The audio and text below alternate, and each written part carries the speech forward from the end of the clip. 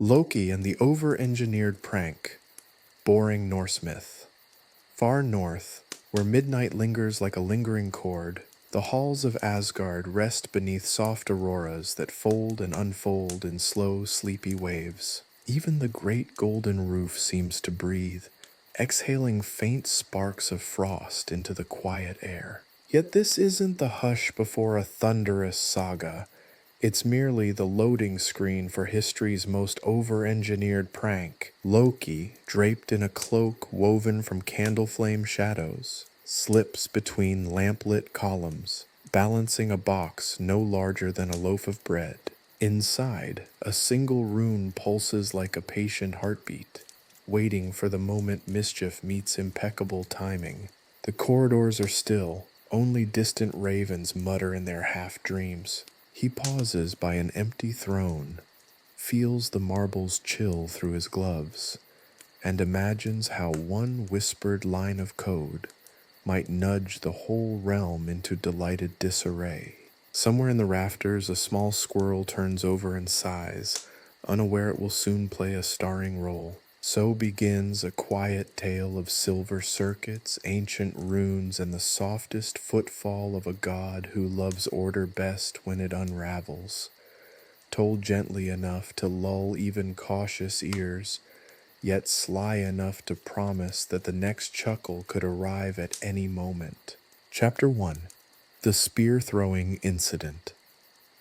The afternoon tea in Asgard was, to put it mildly, tedious. Even the ambrosia tasted faintly of disappointment. Odin, perched on his throne, a majestic figure draped in enough gold to bankrupt a small kingdom, stirred his cup with an air of barely contained irritation. His magnificent, if slightly ill-fitting headdress threatened to topple with every subtle shift of his posture. He sighed, a sound like the rustling of 1,000 disgruntled ravens. It was, in short, the perfect breeding ground for Loki's next masterstroke. Loki, god of mischief and occasional knitter of surprisingly intricate scarves, had grown weary of the usual godly antics. The petty squabbles, the endless power plays, the frankly predictable attempts at world domination, it was all so déjà vu. He craved innovation, a truly spectacular display of chaotic brilliance. And so, the spear-throwing incident was born. The plan, meticulously detailed in a flowchart that would make a NASA engineer blush, was a thing of beauty. It involved intricate calculations of trajectory, a precise understanding of the blind god Hoder's usual tea-time routine, a cleverly disguised nudge, and, of course, Thor. Thor, ever the oblivious muscle, was the perfect unwitting participant in Loki's grand design. The flowchart, a sprawling masterpiece of colored arrows and aggressively underlined warnings, began with a simple premise. Get Hoder to throw Gungnir, Odin's magic spear, at Thor. The end goal? Mild amusement, perhaps a bruised ego, certainly some primetime entertainment for the gods. Loki, being Loki, had of course accounted for various contingencies ranging from Thor successfully deflects the spear to Thor accidentally creates a new dimension. The execution, however, was less than seamless. The carefully orchestrated nudge turned into a full-blown shove.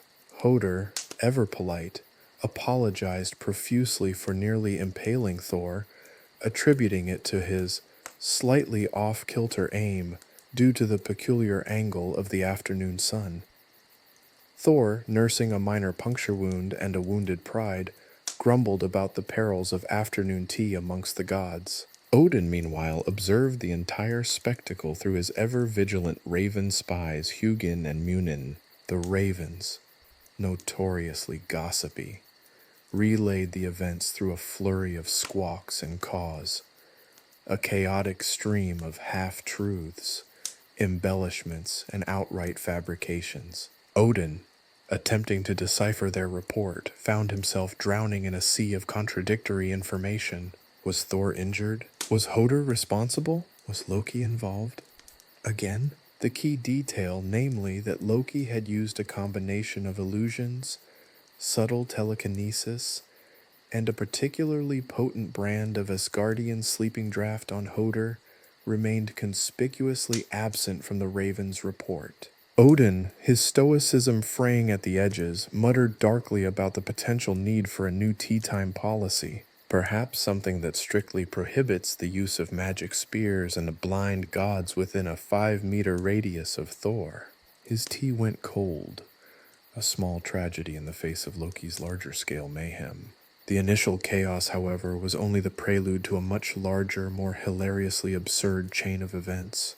The seemingly minor magical imbalance caused by the near-miss spear throw rippled outwards, affecting the fabric of reality itself. Across the 9 realms, bizarre weather patterns emerged. It snowed meatballs in Jotunheim, it rained sentient jellyfish in Alfheim, and in Nidavellir, the dwarves were inexplicably sprouting wings. Loki naturally portrayed himself as an innocent bystander, a concerned observer of the cosmic disturbances. He even offered a few surprisingly helpful and subtly self-serving suggestions for rectifying the situation, all the while subtly manipulating the unfolding chaos to his advantage. It was a masterful display of misdirection, a comedic ballet of blame deflection. This incident, intended as a minor diversion, had unexpectedly set off a chain reaction of truly epic proportions. The universe, it seemed, was far more sensitive than even Loki had anticipated, and this was only the beginning. The aftermath of the spear-throwing incident was far from over, paving the way for a prophecy so bizarre, so unexpected, it could only be delivered by a minor god with a penchant for dramatic readings and a disturbing fondness for pancakes. The prophecy, a cryptic riddle wrapped in an even more cryptic pancake recipe, foretold a catastrophic event, one that only Loki, in his uniquely chaotic fashion, could possibly prevent. But would he? That, dear reader, is a question for another chapter. For now, let us marvel at the sheer absurdity of a god using a blind god, a magic spear, and Thor's remarkably forgiving disposition to unleash a series of calamitous events across the 9 realms. It was, after all, just another Tuesday in Asgard, a Tuesday that involved meatballs, sentient jellyfish, winged dwarves, and a very bewildered Odin desperately trying to salvage his afternoon tea. A perfectly typical day, really, for someone who works with Loki. Anyone who worked with Loki would say the same. And anyone who didn't work with Loki would be utterly terrified at the thought of having to. Such was the nature of Loki and his peculiar brand of divinely inspired mayhem. And this was just the beginning. The beginning of a very long, very strange, and very hilarious story. The spear-throwing incident, despite its rather underwhelming name, was only the first brick in the colossal, hilariously unstable tower that was Loki's life, and by extension the fate of the 9 realms. The transformation wasn't exactly graceful. One minute I was Loki, god of mischief, the next I was, well, a horse. A rather handsome horse, if I may say so myself, with a coat the color of midnight and a mane like spun moonlight, but still a horse. And let me tell you, being a horse has its limitations. For instance, the inability to convincingly explain to Odin that the spear-throwing incident wasn't entirely my fault. The immediate aftermath was a blur of panicked whispers, fleeing gods, and the distinct scent of singed ambrosia. Thor, bless his oversized heart, was surprisingly unconcerned about the near-death experience. He was more focused on the state of his new puncture wound, which he was loudly proclaiming was ruining the perfectly good tunic Mother knitted me. Mother. Seriously? Even the gods were capable of embarrassing levels of maternal affection. From my equine vantage point, the whole scene was even more ridiculous. Odin, for example, that magnificent, ludicrous headdress. It wobbled precariously with every one of his agitated sighs, threatening to become an airborne projectile. It looked suspiciously like it was made from 1,000 disgruntled ravens glued together. And the gold. the sheer, ostentatious quantity of gold. Enough to gild a small mountain range or perhaps just one very large, very well-endowed goose. Honestly, the fashion sense in Asgard needed a serious overhaul. If I had a human body and hands, I would have started a fashion revolution with a new line of sensible tunic that are also puncture-proof. My newfound equine sensibilities allowed me to appreciate the subtle nuances of Asgardian architecture. The sheer scale of the place was impressive, of course, but the sheer number of awkwardly placed pillars and ornate staircases that served no practical purpose was just excessive. It was the architectural equivalent of Odin's headdress, impressive in its own right, but ultimately impractical and a bit over the top. Honestly, someone needed to introduce Asgard to the concepts of minimalism and efficient space planning. The other gods, viewed from four legs in a significantly lowered perspective, were even more ludicrous. They seemed to spend most of their time posturing, gossiping, or arguing about the relative merits of different types of ambrosia. Their conversations were a monotonous blend of boasts and complaints, punctuated by the occasional dramatic sigh or thunderous pronouncements. Honestly, the whole lot of them were about as sophisticated as a flock of particularly dramatic sheep. And I've seen enough sheep to know that is a low bar. The Valkyries, however, were a different story. They moved with a grace and power that belied their rather flamboyant armor. Their laughter echoed across the courtyard, a sound both powerful and exhilarating. They were the only ones who seemed to truly appreciate the inherent absurdity of the situation, or maybe they just had higher tolerance for chaos than I initially thought. And the speed with which they maneuvered their chariots was simply breathtaking. The wind rushing through their hair as they raced across the courtyard was awe-inspiring. I watched them, my equine heart pounding in my chest, a strange feeling of excitement welling up within me. The thrill of the race, the sheer freedom of movement, the glorious absence of tedious diplomatic conversations, it was intoxicating. It reminded me of my previous life before I became a horse. I miss the intricate plotting and strategizing that shaped my past life, but this equine life does have its own distinct appeal. It is simple and exhilarating in its own right. This whole ordeal was like a thrilling roller coaster ride. Before I could properly analyze this overwhelming feeling, a Valkyrie, Brunhilde, I think her name was, approached me. She had bright, keen eyes and a smirk that promised adventure. She patted my flank, a surprisingly gentle touch. "Well, aren't you a magnificent beast?" she commented. "You look like you could win this race." She gestured towards a starting line where several other Valkyries were preparing their chariots. "Fancy joining us?" she asked, her voice full of mischief. Now, I wasn't entirely sure how to respond, my vocabulary being rather limited in the equine domain. But the thrill of the challenge, the sheer unadulterated chaos of it all, was too tempting to resist. Besides, who could resist the lure of a chariot race? With a snort that could have shattered a lesser constructed headdress, I followed Brunhilde towards the chaos and mayhem of the race. It was a decision I wouldn't regret, at least until I ended up tangled in the reins of another chariot and accidentally launched myself into a nearby fountain. But that, dear reader, is a story for another chapter.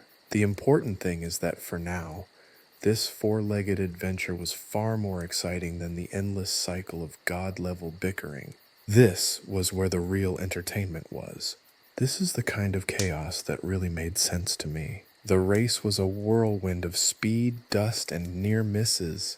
The Valkyries screamed with laughter as their chariots careened around the track, a chaotic ballet of near collisions and expertly executed maneuvers. I surprisingly held my own, my equine instincts taking over. I dodged oncoming chariots with practiced ease, my four legs a blur of motion. The wind whipped through my mane, the ground a fleeting blur beneath my hooves. The adrenaline was pumping.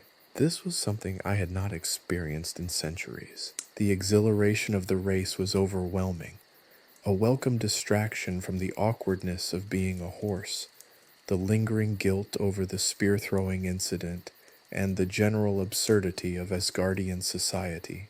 For a brief, glorious moment, all I was a horse, a magnificent beast, participating in a wild and exhilarating race. It was a surreal experience, a bizarre blend of chaos and thrill, and I wouldn't trade it for all the ambrosia in Asgard.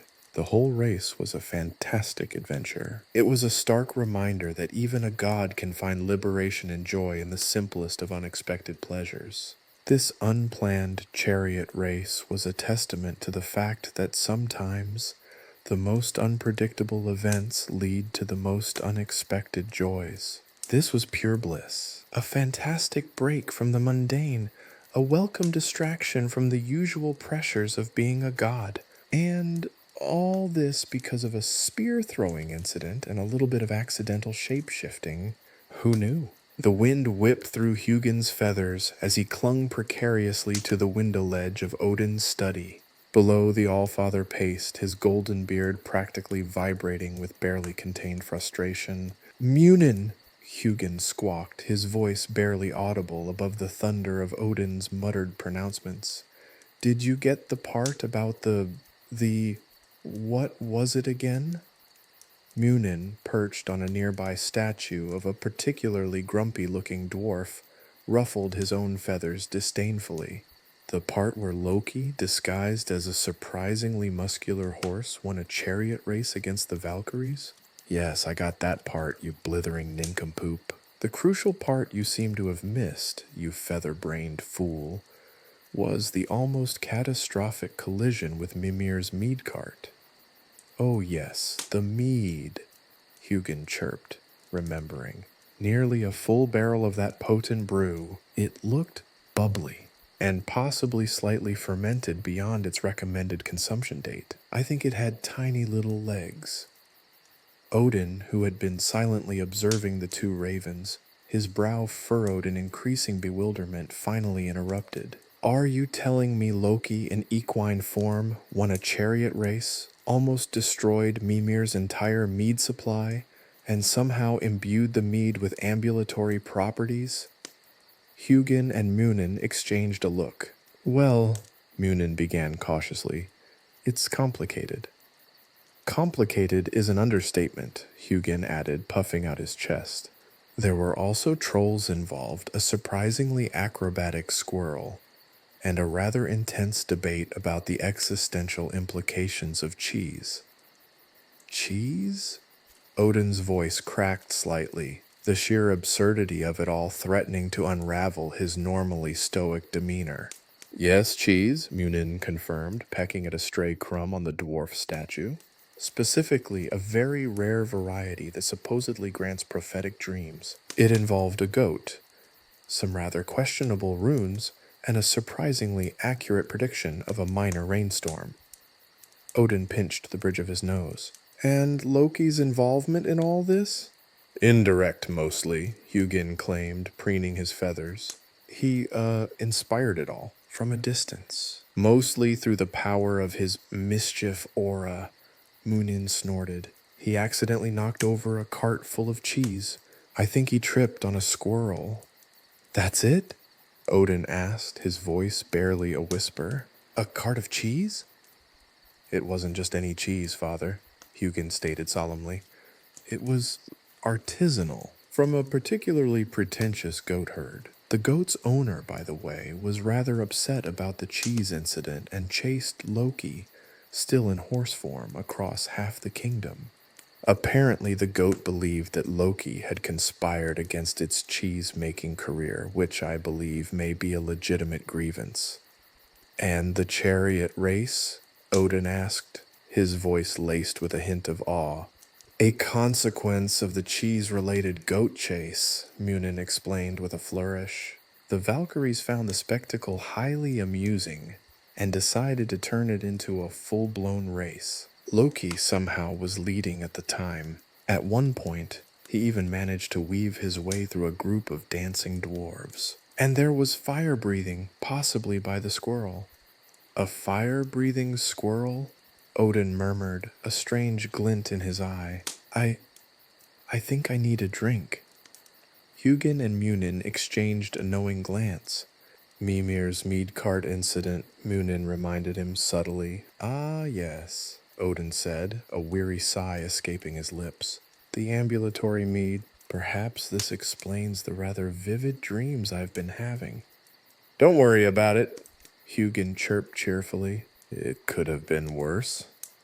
Munin nodded in agreement. It could have involved a giant squid. The thought seemed to settle over Odin's shoulders like a weight. A giant squid? What makes you say so? Just a feeling, Munin said mysteriously. We'll probably have another report regarding a giant squid very soon. Possibly next week or the week after. We're still trying to get Loki's version of the story. I mean, it may be another version of events. You know, after all, he has a rather creative imagination. Odin rubbed his temples, his headdress wobbling precariously. Fire-breathing squirrels, ambulatory mead, a cheese-related goat chase, a chariot race, and the potential involvement of a giant squid. This is unexpected. Loki, he muttered, a strange mixture of frustration and grudging admiration in his voice, is either the most incompetent or the most brilliant being in Asgard. Or both. Perhaps he is both, at once. It is very difficult to decide sometimes. I need more coffee, and possibly a stronger mead, something less lively. Hugin and Munin, having completed their utterly confusing report, took flight, leaving Odin to ponder the enigma that was Loki. The ravens, meanwhile, debated the merits of various types of worms, a much more straightforward topic than Loki's latest escapades. They agreed on one thing, however. Documenting Loki's activities was never boring. Never, and there was always a probability of a giant squid. It wasn't a question of if, but when. The probability of that seemed to be increasing day by day. The anticipation was thrilling. It was something to look forward to. The possibility made their jobs more exhilarating. The initial impact of the spear, a seemingly insignificant flick of a magically enhanced javelin, was initially underwhelming. It merely grazed Heimdall's ear, leaving a faint tingling sensation and a rather impressive blush. Heimdall, ever the vigilant guardian, merely grumbled about the lack of proper aim, and the suspicious smell of sulfur emanating from the direction of Loki's usually unoccupied workshop. This was in itself hardly noteworthy, Heimdall grumbled frequently. The scent of sulfur was a daily occurrence in Asgard, mostly attributed to Thor's less than successful attempts at culinary alchemy. However, the seemingly minor event triggered a ripple effect across the cosmos. It began subtly, almost imperceptibly. In Alfheim, the ever-vibrant flora suddenly adopted a penchant for polka-dotted patterns. The light elves, initially amused, soon found their attempts at intricate weaving hampered by the relentless appearance of inexplicably cheerful yellow dots on everything from their shimmering garments to their delicate flower crowns. In Svartalfheim, the dwarves discovered their meticulously crafted axes were developing a disconcerting tendency to sing opera during forging sessions. The resulting cacophony brought production to a standstill, prompting several dwarven walkouts and a surprisingly popular unionization drive. In Jotunheim, the frost giants experienced an unprecedented heat wave. Their normally icy plains thawed, revealing a surprisingly fertile landscape, ideal for growing enormous sentient cabbages that inexplicably sported miniature Viking helmets. The Jotun, used to the harsh realities of eternal winter, were utterly bewildered by this turn of events. Their attempts at harnessing the agricultural revolution were, to put it mildly, chaotic. The resulting crop yields produced an astonishing surplus of helmet-wearing cabbages, leading to an inter-Jotun cabbage-based arms race and a remarkable boom in miniature helmet manufacturing. Meanwhile, in Asgard, the weather took on a life of its own. It rained sausages, not just any sausages, mind you. These were artisanal sausages, each meticulously crafted with a distinct flavor profile and a tiny little flag indicating their country of origin. The Allfather, whilst attempting to conduct a solemn ceremony, found himself dodging a volley of chorizo from Spain, followed by a barrage of bratwurst from Germany, and concluded with a sudden downpour of particularly spicy andouille from Louisiana. Even Odin, usually unflappable, admitted that it was rather disorienting and ultimately disruptive to the proceedings. He had to postpone the sacrifice to his ancestors, due to the considerable amount of sausage clogging the altar. The 9 realms were plunged into a state of delightful, albeit bewildering pandemonium. And Loki? He was nowhere to be seen, at least not directly. He appeared in various forms: a particularly chatty squirrel, a suspiciously friendly badger, a potted fern with an oddly insightful opinion on the diplomatic relations between Asgard and Jotunheim, all while maintaining a facade of utter innocence. He offered unhelpful yet oddly compelling explanations for the ongoing chaos, subtly guiding the already bizarre events toward even more chaotic outcomes. For instance, he accidentally misplaced a crucial map detailing the exact location of the only known source of anti-polka dot serum, leading to a lengthy diplomatic standoff between the light elves and the dwarves. He misunderstood a crucial directive from Odin regarding the placement of the ceremonial mead barrel, resulting in a near catastrophic spill that accidentally created a sentient mead puddle that demanded to be acknowledged as a sovereign entity. He simply wasn't paying attention when the frost giant's requests for assistance with their cabbage-related issues were relayed to the Aesir, leading to a prolonged period of diplomatic silence punctuated by the intermittent arrival of alarmingly large helmet-wearing cabbages. From the chaos, a new prophecy emerged, a vaguely worded riddle woven into the strange weather patterns, a cryptic message etched into the polka-dotted foliage of Alfheim, and a rather off-key song sung by the opera-loving axes of the dwarves. The prophecy, when translated and interpreted by a blind seer, who, coincidentally, Loki had accidentally provided with a highly potent blend of fermented berries and sleeping draught, foretold a time of unprecedented prosperity for Asgard, under Loki's benevolent guidance, naturally. The prophecy was, admittedly, rather vague and open to interpretation, yet its timing was impeccable, landing precisely amidst the realm's state of utter disarray. The prophecy itself became a significant piece in Loki's elaborate game. He subtly manipulated its interpretation, using the confusion and uncertainty to bolster his own position. By conveniently discovering specific elements of the prophecy, or overhearing crucial conversations, he carefully steered the narrative towards one that subtly, and not so subtly, positioned him as the necessary solution to the chaos he had, in fact, created. Odin, ever the shrewd leader, recognized the faint aroma of Loki's mischief. Yet, simultaneously, he couldn't deny the undeniable, if peculiar, success that resulted from the general mayhem. The 9 realms were a disaster, but a strangely ordered one. The chaos had a pattern, a peculiar rhythm to it, leading Odin to whisper amidst a downpour of particularly pungent blutwurst, "This is efficient chaos, terribly inefficient, yet strangely efficient." He muttered further, "Perhaps promoting Loki was not such a bad idea after all. Perhaps, just perhaps, I need a vacation. Perhaps a very long one. On a planet without sentient cabbages." The resulting aftermath saw the establishment of a new Asgardian department, the Bureau of Unexpected Weather Events and Polka Dot Mitigation. Its head? Loki, naturally. He accepted the position with a modest smile and a sly wink, his eyes twinkling with mischievous glee. And with his promotion, the stage was set for his next elaborate scheme, one that involved a disgruntled herd of sentient mushrooms, a misplaced rainbow, and a surprisingly dramatic showdown with a very, very grumpy gnome.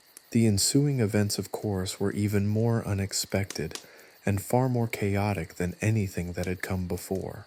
The cosmos sighed collectively. Another chapter of Loki's reign of delightfully disruptive chaos was just beginning, and the ravens, Hugin and Munin, sharpened their quills. They knew it would be a long and wonderfully ludicrous report to compile, but they also knew it would be entirely worth it. The sheer entertainment value alone made the work a joy. Even the thought of a possible giant squid lurking on the horizon made the job a little more thrilling. The rain of sausages finally ceased, replaced by a disconcerting silence, broken only by the occasional squeak of a miniature Viking helmet rolling down the steps of the Asgardian palace. Odin, still wiping chorizo from his beard, felt a tremor of unease, a feeling far more unsettling than the culinary onslaught he'd just endured. It wasn't the quiet itself, but the type of quiet, the kind that precedes a particularly loud and potentially catastrophic event. He adjusted his crown. His ravens, Hugin and Munin, perched silently on his shoulders, their usual chatter replaced by an unnerving stillness. Then, a minor god named Pip, whose primary function in the Asgardian pantheon seemed to be the interpretation of particularly cryptic omens and the occasional lost sock, burst through the palace doors, his normally vibrant robes disheveled, his hair askew. He resembled a particularly frantic squirrel attempting to impersonate a human. Pip was prone to dramatic pronouncements. It was a talent, or perhaps a curse, that had followed him since his unfortunate incident involving a prophecy about the impending doom of knitted tea cozies. Pip, gasping for breath, announced, "The prophecy." "The prophecy of pancakes." Odin raised an eyebrow, already suspecting Loki's involvement. Pancakes? Really? Even for the unpredictable tapestry of Asgardian life, this felt like a significant departure from the norm. He gestured towards a nearby throne, still slightly sticky from the sausage incident. "Proceed, Pip. Spare me the theatrics and get to the point. And please, for the love of all that is holy, no more sausages." Pip, ignoring the blatant sarcasm, launched into a dramatic recitation, his voice rising and falling with the fervor of a Shakespearean actor on a sugar rush. The ancient scrolls, steeped in the mystic juice of fermented blueberries, a surprisingly potent ingredient, I must say, reveal a prophecy of unimaginable proportions. A prophecy of pancakes. He paused for dramatic effect, his eyes wide with a mixture of terror and mild amusement. The prophecy speaks of a great catastrophe, a culinary calamity of epic proportions. It foretells the day the skies will rain not sausages, but burnt pancakes. Pancakes so charred, so utterly inedible, that their mere existence will shatter the very fabric of reality. Odin blinked. Burnt pancakes? This was beyond even Loki's usual brand of chaos. He looked at his ravens, who exchanged a look that clearly translated to, "This is even more ridiculous than the sentient cabbages." Pip continued, his voice dropping to a conspiratorial whisper. "But the prophecy also states that only one being possesses the power to avert this impending doom. The cunning, the mischievous, the Loki." The name hung in the air, heavy with implication. Odin sighed. Of course, it had to be Loki. The only surprise was that it involved pancakes. He found himself unexpectedly fascinated by the sheer absurdity of the situation. A prophecy about burnt pancakes? It was delightfully preposterous. Loki, summoned by Odin's rather disgruntled messenger, a particularly grumpy dwarf who'd been tasked with delivering the news while nursing a severe case of opera-singing axe withdrawal, arrived with his usual nonchalant air. He sauntered into the throne room, a smirk playing on his lips, his eyes twinkling with an unnerving mixture of amusement and barely concealed annoyance. "Burnt pancakes, you say?" he drawled, leaning against a rather unfortunate-looking sausage that had become inexplicably sentient and was now engaging in a philosophical debate with a particularly grumpy gnome. How utterly dramatic. Did the prophecy mention any maple syrup involved? Because that changes the entire equation. Burnt pancakes without maple syrup are simply tragic.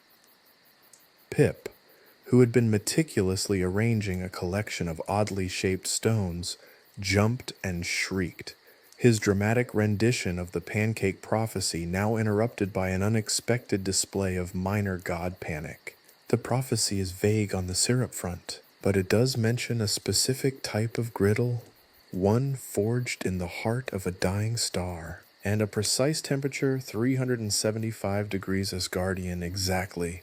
Loki rolled his eyes. 375 Asgardian? That's like what, 365 Celsius in normal people terms? Pip, my dear boy, you have some seriously dramatic and needlessly precise measurements for a prediction involving breakfast fare.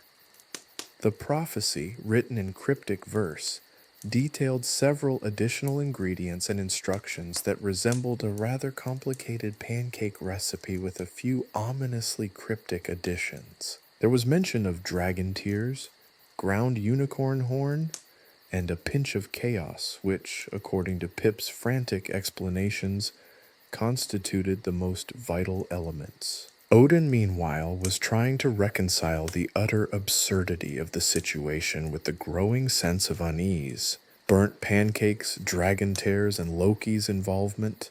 It was a recipe for disaster, quite literally. The Allfather found himself wondering if he'd inadvertently created a cosmic food-based prophecy due to his excessive consumption of sentient sausage. Loki, despite his initial amusement, was growing increasingly perturbed. The prophecy, while laughably absurd, presented a challenge. Could he, the master of chaos, really orchestrate such a specific, controlled disaster? The thought amused him, and equally it terrified him. The possibility that he might fail at creating a prophecy of burnt pancakes was a disturbing thought. The chapter ends with Loki staring at the cryptic pancake recipe, a conflict raging within him. The delicious chaos of potential failure versus the sweet triumph of perfectly executed apocalyptic culinary catastrophe. The fate of the 9 realms quite literally hinged on his ability to create or prevent a batch of burnt pancakes. And as usual, only Loki knew if he'd ultimately succeed or spectacularly fail. The fate of Asgard and the rest of the cosmos hung in the balance, and the cosmic scales were quivering with anticipatory excitement, or maybe just indigestion. Chapter 2. The Case of the Missing Mead. The prophecy of burnt pancakes hung heavy in the air, a culinary cloud threatening to eclipse the usual Asgardian drama. But even the looming apocalypse of inedible breakfast fare couldn't entirely distract from the rumbling in Loki's stomach. He craved mead. Not just any mead, mind you, but the ambrosian nectar, a brew so potent, so divinely intoxicating that it could turn Odin himself into a surprisingly nimble tap dancer. And Loki, in a rare moment of clarity, or perhaps just extreme thirst, decided that acquiring this nectar was a far more pressing concern than preventing a pancake-induced cosmic implosion. The Ambrosian nectar was locked away in the Great Mead Hall, a vault so secure it would make Fort Knox look like a poorly secured lemonade stand. The hall itself was currently hosting a lavish feast, a glittering spectacle of divine gluttony. This, Loki reasoned, presented the perfect opportunity. Chaos, after all, thrived in a state of controlled pandemonium. His plan, as always, was beautifully convoluted. It involved a series of elaborate disguises, deft misdirection, and, surprisingly, a giant squirrel named Nutsy. Nutsy, a creature of questionable sanity but undeniable loyalty, Loki had once saved him from a particularly aggressive badger, was the key to the operation's success. His primary function would be distraction, specifically causing mass, adorable chaos. First, Loki transformed himself into a particularly convincing mime. Not just any mime, mind you, but a mime with an uncanny resemblance to Odin, complete with a slightly off-kilter crown and a surprisingly convincing imitation of Odin's perpetually disapproving glare. This disguise, he figured, would allow him to move about relatively undetected amongst the drunkenly merry gods. The feast was in full swing. Gods, both major and minor,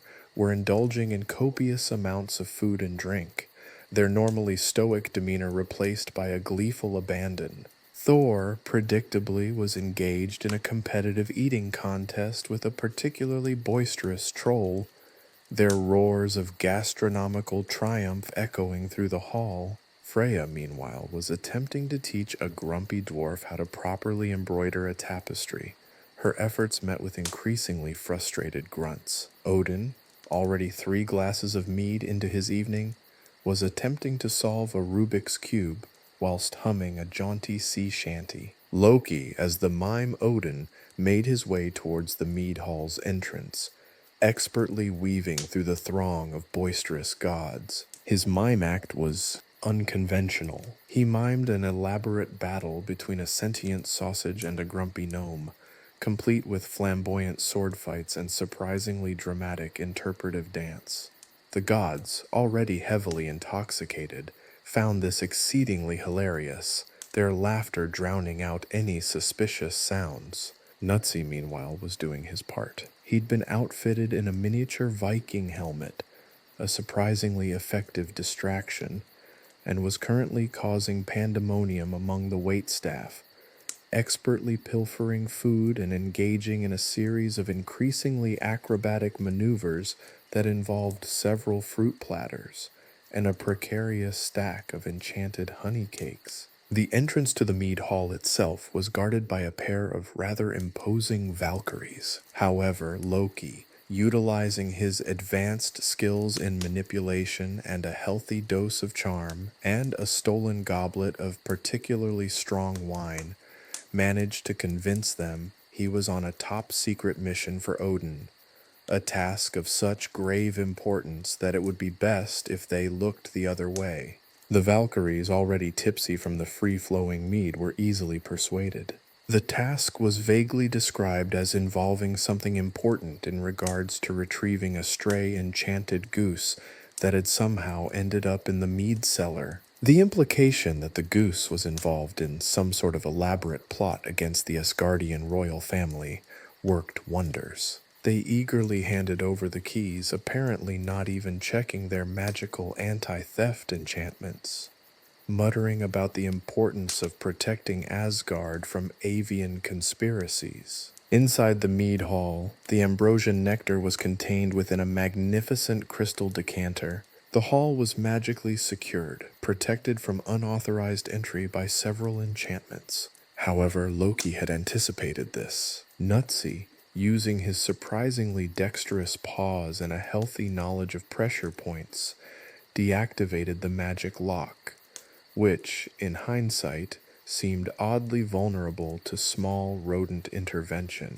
With the decanter in hand, Loki slipped back into the throng of revelers. He once again morphed into his own form, leaving the mime Odin to continue his one-god show. Nobody seemed to notice the switch. The gods, too drunk to care or comprehend the nuances of reality, simply continued to laugh uproariously. The heist was complete. Loki, with Nutsy perched proudly on his shoulder, exited the hall, leaving a trail of enchanted honey cake crumbs and the faint scent of mischief in his wake.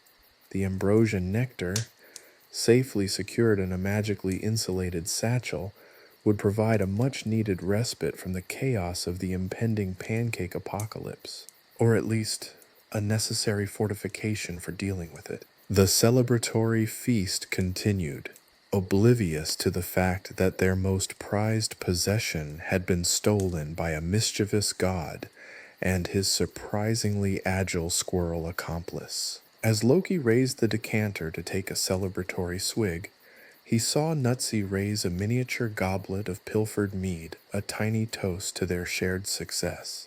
The taste, rich and heady, was the perfect reward for a job well done. And for once, Loki felt the delicious satisfaction of a scheme flawlessly executed, even amidst the looming threat of cosmically burnt pancakes. The future, both culinary and otherwise, remained delightfully uncertain. But for now he had mead. Plenty of it. And that, Loki thought, was a perfectly acceptable outcome considering the circumstances. The saga of the great mead heist concluded not with a bang, but with a contented sigh and a very happy squirrel. The prophecy of the burnt pancakes, however, still loomed. But that was a problem for another day.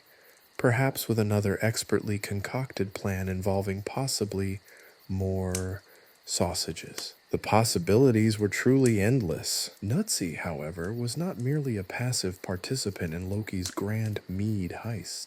Oh no, Nutsy was a force of nature, a furry whirlwind of chaos meticulously crafted to distract, disrupt, and generally wreak adorable havoc. His motivations remained a complete enigma, even to Loki. Did he crave the sweet nectar of the Ambrosian mead? Was he secretly plotting a squirrel-based coup d'etat? Or did he simply enjoy the sheer thrill of pilfering pastries from bewildered Valkyries? The answer, like so much else in Asgard, remained frustratingly unclear. His first act of rebellion, or perhaps just intense foraging, involved a daring raid on the dessert table. He scaled the towering confectionery masterpiece, a 5-tiered cake depicting the heroic feats of Thor, significantly embellished, of course, with the agility of a seasoned mountain climber. He then proceeded to systematically dismantle it, leaving a trail of exquisitely decorated crumbs and a bewildered gaggle of junior gods in his wake. One particularly plump cherub, overcome with shock, simply stared after him, a single perfectly frosted strawberry clinging precariously to his cheek. His next target, the enchanted fruit platters. These were not ordinary fruits. They were enchanted to rejuvenate and invigorate, each bite a burst of divine energy. Nutsy, however, seemed less concerned with the restorative properties and more interested in the sheer acrobatic challenge of using them as miniature trampolines. He launched himself from a perfectly ripe pomegranate, landing gracefully on a cluster of glistening grapes, before launching himself into a dizzying series of flips and twirls that ended with him perched triumphantly on a pineapple. The gods, already lubricated by copious amounts of mead, found this display both terrifying and hilarious. A wave of delighted gasps and uproarious laughter rippled through the hall. Then came the honey cakes. Ah, the honey cakes. These were not mere pastries. They were magical concoctions, each bite imbuing the consumer with a burst of unexpected elation. Loki had underestimated the power of these delectable treats. Nutsy, however, seemed to have an innate understanding of their properties. He used the cakes with strategic brilliance, creating a sort of edible obstacle course. He stacked them into precarious towers, creating impromptu bridges and launching pads for his increasingly daring acrobatic feats. One particularly audacious move involved a daring leap from a honey cake pyramid directly onto the head of a sleeping giant, leaving the giant snoring blissfully unaware of the tiny, furry intruder. Even the notoriously grumpy dwarves, usually immune to laughter, found themselves chuckling at Nutsy's antics. His interactions with the Valkyries were less about acrobatics and more about pure, unadulterated mischief. The Valkyries, already somewhat tipsy from the free-flowing mead, were initially perplexed by the sudden appearance of a tiny squirrel in a miniature Viking helmet, chattering incessantly in what sounded suspiciously like ancient Elvish. They tried to shoo him away, but Nutsy responded with a series of elaborate squirrel-based insults, delivered with startling eloquence. He then proceeded to pilfer their mead goblets, using his surprisingly sharp teeth to puncture the bottom of one, and subsequently using it as a drinking vessel, while engaging in a comical staring contest with a rather imposing Valkyrie. The ensuing laughter was deafening, even managing to momentarily quiet the usually boisterous Thor. Nutzi's seemingly random acts of chaos were, in reality, a masterclass in diversionary tactics. While the gods were distracted by his antics, Loki slipped unnoticed through the crowd, a master of disguise seamlessly weaving through the revelry. Nutzi's involvement wasn't just for laughs, he was a vital component of Loki's plan. He served as a tiny furry smokescreen, a chaotic distraction that allowed Loki to accomplish his objective with minimal fuss. Loki, it seemed, had finally found a partner in crime who was both equally unpredictable and incredibly helpful. As Loki made off with the ambrosian nectar, Nutzi perched proudly upon his shoulder, his tiny body vibrating with barely contained glee. He'd contributed to the perfect heist, a meticulously crafted plan brought to life by a tiny, chaotic, incredibly skilled squirrel. The sheer audacity of it all was breathtaking. It was proof that even the smallest creature can wield immense power, and that sometimes the best way to achieve a goal is to introduce a healthy dose of inexplicable, adorable pandemonium into the mix. The prophecy of the burnt pancakes was still hanging over their heads, a looming threat. But for now, Loki had his mead, Nutzi had his honey cakes, and Asgard remained in a state of delightful, bewildered disarray. And that, as Loki realized, sipping his nectar and scratching Nutzi behind the ears, was a pretty satisfying outcome indeed. The true legend of the Great Mead Heist wouldn't just be about Loki's cunning, but also about Nutzi's uniquely squirrel-ish contribution to the chaotic tapestry of Asgardian events. The tales would be sung for generations to come, a testament to the unpredictable nature of gods, squirrels, and the occasionally questionable judgment of Valkyries. The entire affair, Loki thought with a mischievous grin, was a masterpiece of unintended consequences and delightfully unplanned chaos. And what better way to celebrate such a triumph than with a toast to the unpredictable? He raised his goblet high, a silent toast to Nutzi, the tiny furry architect of their shared success. The future remained as uncertain as ever, but for this moment, all was right in the wonderfully, hilariously chaotic world of Asgard. The disappearance of the Ambrosian mead wasn't just a theft, it was a catalyst for utter glorious pandemonium. The gods, already loosened by the earlier libations, reacted to the mead's absence with a bizarre array of behaviors. Thor, usually a picture of stoic strength, attempted to wrestle a mountain, convinced it had somehow swallowed the missing mead. His efforts resulted in a landslide of comical proportions, narrowly missing Heimdall, who was attempting to play the harp upside down while simultaneously juggling enchanted apples. Meanwhile, Freya, the goddess of love and beauty, took to interpretive dance, her movements expressing the profound emotional turmoil caused by the missing mead.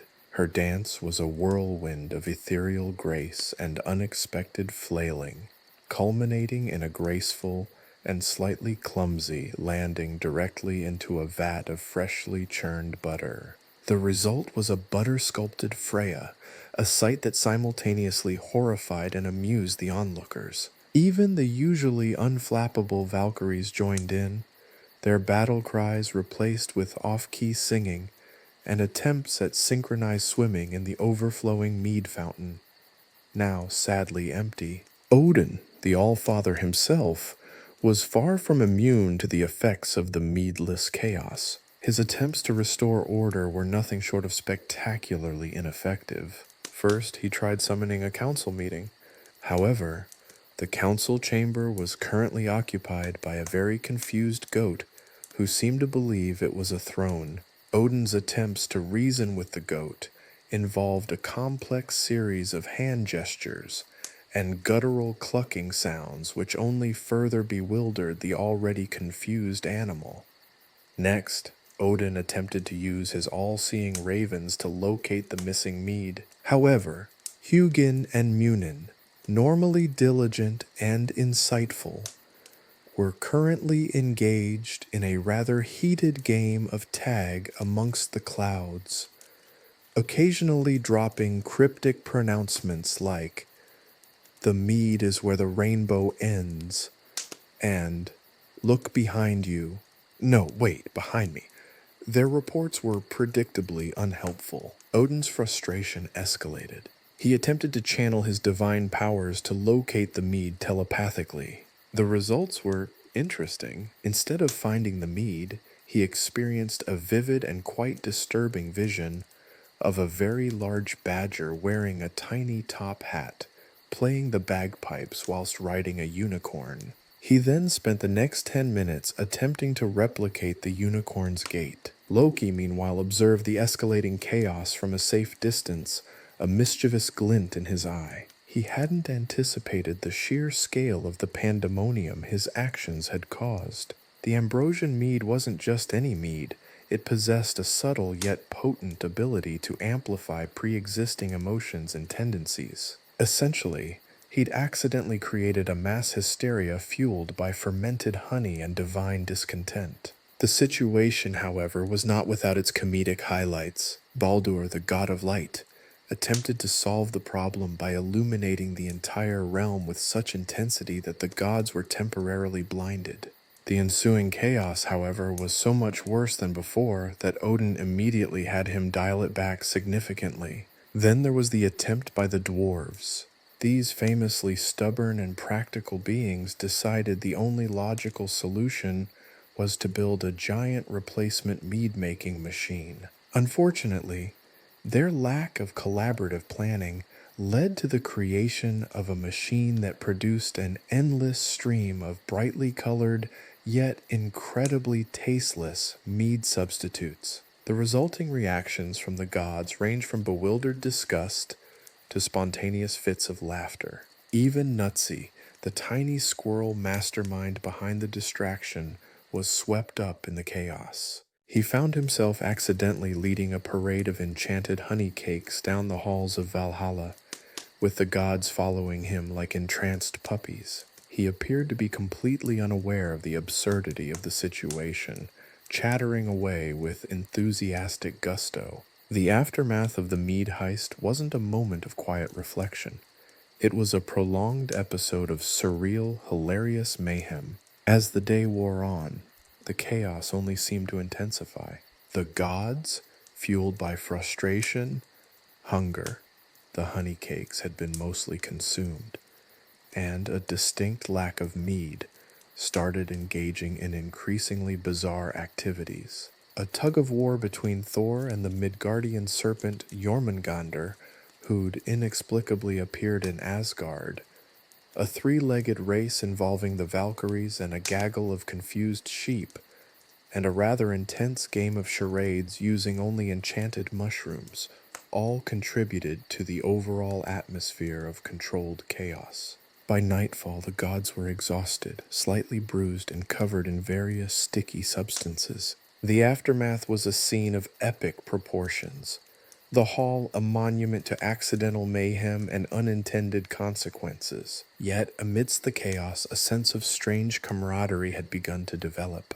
They had faced absurdity together, and in their shared experience of utter disarray, a strange, unexpected bond was forged. Loki, watching from the shadows, hidden inside a giant honeypot, chuckled. He hadn't intended for things to turn out exactly like this. The mead heist had indeed been successful, but the subsequent wave of utter absurdity was entirely unforeseen, a delightful unintended consequence of his mischief. He found himself strangely proud of the utter pandemonium that had ensued.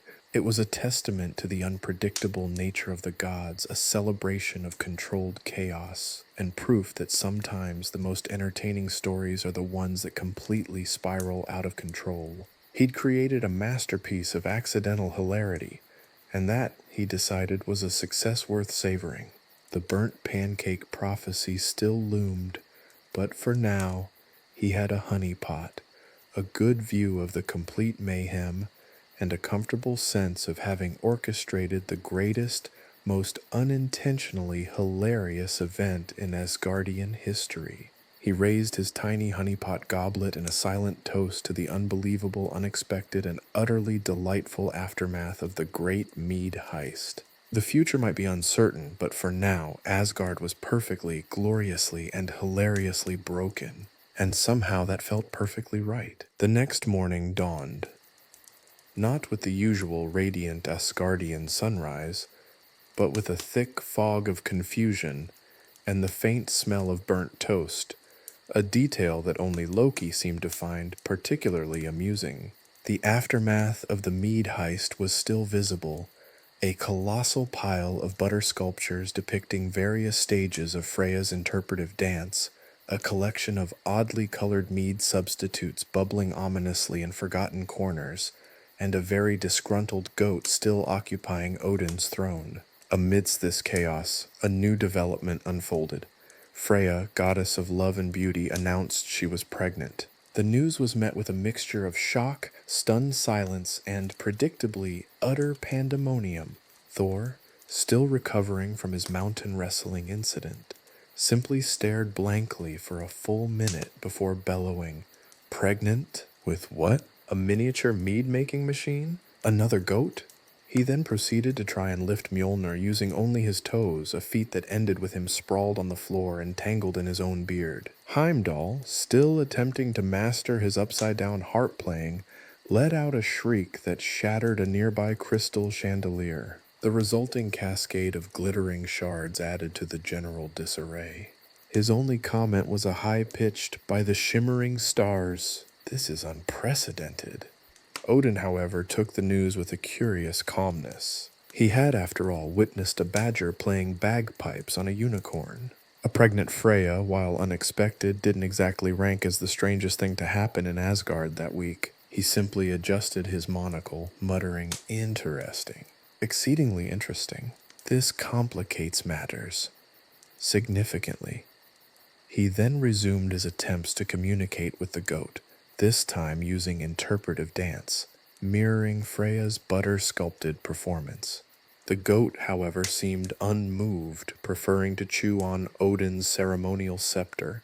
The Valkyries, having finally dried off from their synchronized swimming attempt, the pool was still filled with remnants of the butter Freya incident, started speculating wildly. Brunhilde suggested a mischievous dwarf, citing their infamous propensity for ill-timed romantic gestures. Sigrun countered with a vengeful frost giant, pointing out their history of inconvenient interventions. They engaged in a lively debate which was interrupted only when they accidentally set the mead substitute factory on fire while trying to brew a celebratory elixir. The situation surrounding Freya's pregnancy was nothing short of a dramatic soap opera playing out amidst a slapstick comedy.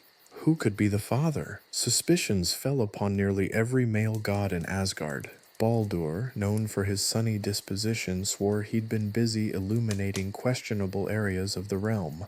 Freya's brother, the enigmatic and elusive Freyr, refused to answer any questions, hiding behind a particularly stubborn group of sheep, the same sheep that had participated in the three-legged race. Even the usually aloof Tyr, god of war, found himself the subject of whispered rumors. But all roads seemed to lead back to one source, Loki. He was, after all, the master of chaos and deceit, and his recent activities provided plenty of opportunity for unconventional fatherhood.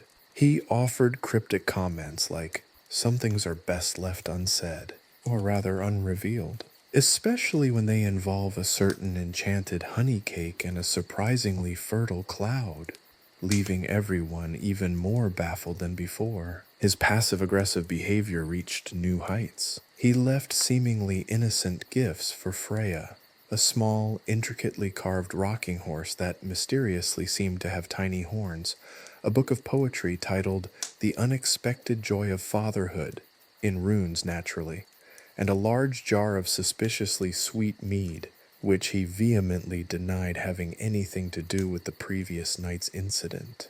Loki's involvement only added fuel to the fire of speculation. He continued his elaborate charade, occasionally leaving clues that only further confused the matter.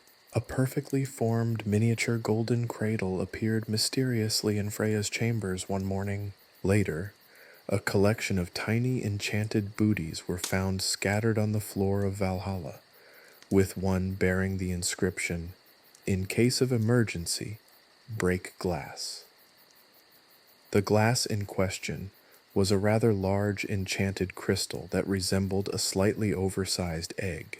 The various attempts to identify the father were, to say the least, inventive. Odin, in a moment of divine desperation, tried to use his all-seeing ravens again, but Hugin and Munin were currently occupied with a complex game of three-dimensional chess against a troop of mischievous squirrels. Their reports were even more cryptic than usual, involving riddles about disappearing clouds, the precise number of leaves on a particular oak tree, and the questionable cleanliness of Nutsy's paws. The dwarves, ever pragmatic, proposed a highly sophisticated DNA test involving enchanted runes and a variety of rare minerals. The results, however, were inconclusive. The test apparently detected the genetic material of a badger, a unicorn, and several species of particularly elusive mushroom.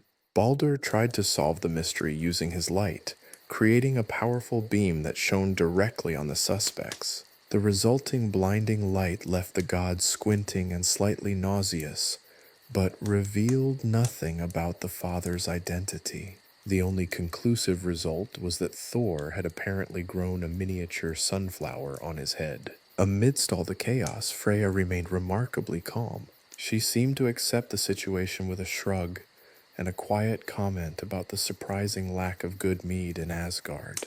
The mystery of the father remained unsolved, adding yet another layer of absurdity to the already chaotic events unfolding in Asgard. It was a classic case of a comical mystery wrapped up in a whirlwind of bizarre occurrences, all orchestrated, or at least heavily influenced, by the ever-mischievous Loki. As the days turned into weeks, the anticipation for the arrival of Freya's child mounted. The gods, momentarily forgetting the missing mead and the burnt toast prophecy, focused their collective attention on preparing for the birth of a potential divine wonder, or perhaps just another source of unpredictable mayhem. Regardless, it was certain to be an event as unforgettable and bizarre as everything that had happened previously. Loki, meanwhile, watched from the shadows, a self-satisfied smile playing on his lips. His masterpiece of mischief was far from complete, and the greatest laughs, he suspected, were yet to come. The ensuing chaos, he mused, was only just beginning. The search for Freya's child's father became the hottest topic in Asgard, surpassing even the ongoing debate about the merits of using squirrel fur in mead making. Suspicions, like particularly persistent gnats, buzzed around every male god within a 1,000-mile radius. Baldur, ever the optimist, insisted he'd been busy spreading sunshine and good cheer, a claim met with skeptical glances considering the suspiciously sunburnt state of several particularly shadowy corners of Asgard. Freyr, Freya's brother, remained frustratingly elusive, spending his days communing with a flock of remarkably well-fed sheep who, according to gossip, had developed an unnerving ability to knit tiny, intricately designed sweaters. Thor naturally assumed the role of the boisterous, albeit slightly confused detective. His investigation involved mostly shouting accusations, lifting heavy objects with questionable technique, and accidentally triggering several minor avalanches. His interrogation of the various suspects was, to put it mildly, unorthodox. He interrogated Heimdall by trying to wrestle him for his all-seeing horn, a feat that ended with both of them tangled in a net of misplaced harp strings. His attempt to question Loki involved a friendly and highly competitive arm wrestling match, which ended with Thor's rather impressive biceps feeling the burn. Even Tyr, the usually stoic god of war, found himself under scrutiny. His quiet, reserved nature became suspiciously intriguing, leading to wild speculation about secret midnight trysts and clandestine moonlit encounters. Tyr, naturally, refuted these claims with a weary sigh and a pointed glare that could curdle milk. His defense, "I was busy sharpening my swords. It's hard work, you know," did little to quell the rumors. Loki, meanwhile, reveled in the chaos. He became a master of misdirection, leaving a trail of cryptic clues designed to further confuse the already muddled investigation. A riddle carved into a particularly stubborn turnip. What has one horn, four legs, and a penchant for suspiciously sweet mead? A series of seemingly random runes found etched into the bottom of a discarded butter churn, and the mysterious appearance of a tiny golden chariot pulled by a team of miniature squirrels all contributed to the general bewilderment. The methods employed to determine paternity were as diverse as the suspects. Odin, after his Ravens three-dimensional chess game ended in an anticlimactic draw with the aforementioned squirrels, attempted a divine seance, which only resulted in a ghostly apparition of a very grumpy badger who demanded more porridge. The Valkyries, in a moment of inspired lunacy, suggested a contest of epic proportions, a mead-drinking competition, wherein the last god standing would be declared the father. The competition was abandoned, however, when Brunhilde spontaneously combusted after consuming an unusually potent batch of dwarf brewed ale. The dwarves, ever practical, offered their services, but their usual precision was compromised by the recent discovery of a particularly potent mushroom with hallucinogenic properties. Their DNA testing methods involved collecting samples using a giant enchanted fly swatter and analyzing them with a magnifying glass enhanced by several enchanted gems. The results were interesting, to say the least. They concluded that the father was a chaotic entity of immense power, possessing a fondness for riddles, a penchant for mischief, and the genetic makeup of a particularly elusive garden gnome. The situation took an unexpected turn when a new contender emerged, Ran, the goddess of the sea. She arrived in Asgard, accompanied by a chorus of disgruntled mermaids and a rather grumpy kraken, claiming that Freya's pregnancy was the result of a magical sea foam infused with enchanted moonlight. This outrageous claim, delivered with a theatrical flourish, added another layer of absurdity to the already convoluted situation. Ron's evidence consisted of a seashell containing a suspiciously glowing pearl, and a rather persuasive argument involving the tides, and a particularly unusual celestial alignment. Meanwhile, Loki continued his game of cat and mouse, leaving behind a trail of riddles, cryptic messages, and perfectly timed distractions. He sent Freya a bouquet of enchanted flowers that inexplicably began to sing opera, left a cryptic note written in invisible ink, revealing its message only when exposed to the light of a rare lunar eclipse, and somehow managed to replace all the mugs in Valhalla with miniature replicas of Odin's head. Odin, in a last-ditch effort, attempted to invoke ancient Norse magic, summoning a mystical vision that showed a blurry image of a figure with a mischievous grin and a suspiciously familiar pair of green eyes. The vision, unfortunately, was interrupted by a sudden swarm of bees, attracted by an unusually potent batch of honey mead that somehow appeared out of nowhere. The search for Freya's child's father continued, escalating into an elaborate and increasingly ridiculous game of hide-and-seek, a divine chase that twisted through the halls of Valhalla and into the depths of the Bifrost itself. Each suspect offered increasingly implausible alibis. Each new clue only deepened the mystery. The situation was a masterclass in controlled chaos, a comedy of errors played out on the grandest of stages. And Loki, the mastermind behind the entire escapade, sat back and watched, a mischievous glint in his eye, enjoying the unfolding spectacle of his own design.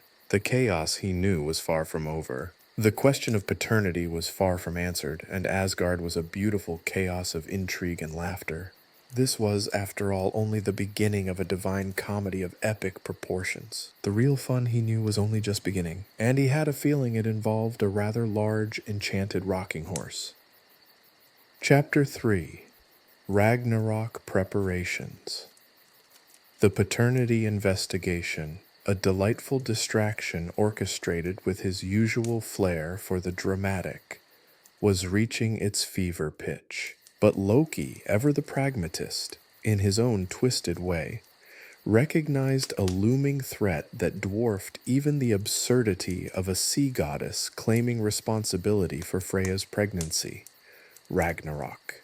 The end of the world, as it were, wasn't exactly conducive to his elaborate schemes. So a strategic retreat was called for. Not your typical run-of-the-mill escape, mind you. This was Loki, after all. His destination, a hidden dimension tucked away behind a particularly stubborn cheese rind in the realm of Nidavellir. It wasn't on any map, of course, not even the extremely detailed ones drawn by the dwarves, who, it must be mentioned, had recently developed a fascination with miniature catapults. Only he, in his infinite wisdom, or perhaps his infinite foolishness, knew the way. It involved reciting a limerick backwards while simultaneously juggling 3 enchanted acorns, then performing a ritualistic dance involving a surprisingly agile badger, all under the watchful gaze of a grumpy troll who demanded payment in riddles.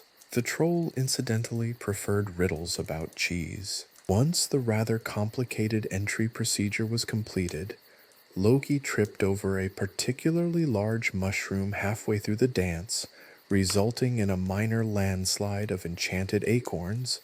He stumbled into the most peculiar realm imaginable. Imagine, if you will, a vast expanse of sentient cheese ranging in size from modest cheddar wheels to colossal sentient camembert mountains. These cheeses weren't merely sentient, they were philosophical. They held court, debating the merits of brie versus Gouda, engaging in existential ponderings on the nature of mold, and composing epic poems in rhyming couplets about the plight of the dairy cow.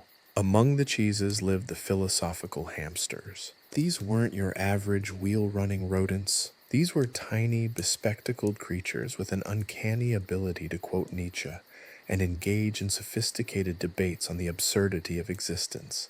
They held seminars on the inherent meaninglessness of life, often accompanied by miniature cheese platters and tiny cups of tea brewed from enchanted chamomile flowers. The seminars were surprisingly popular, attracting even the more stoic cheeses who secretly harbored a fondness for existential navel-gazing. Loki, accustomed to the chaotic machinations of Asgard, found himself unexpectedly challenged by this realm of contemplative dairy and tiny intellectual rodents. The cheese mountains were not always amenable to his schemes, often interrupting his strategic planning with lengthy philosophical treatises on the socio-economic implications of lactose intolerance. The hamsters, while initially charmed by his mischievous nature, quickly became frustrated with his lack of coherent philosophical arguments,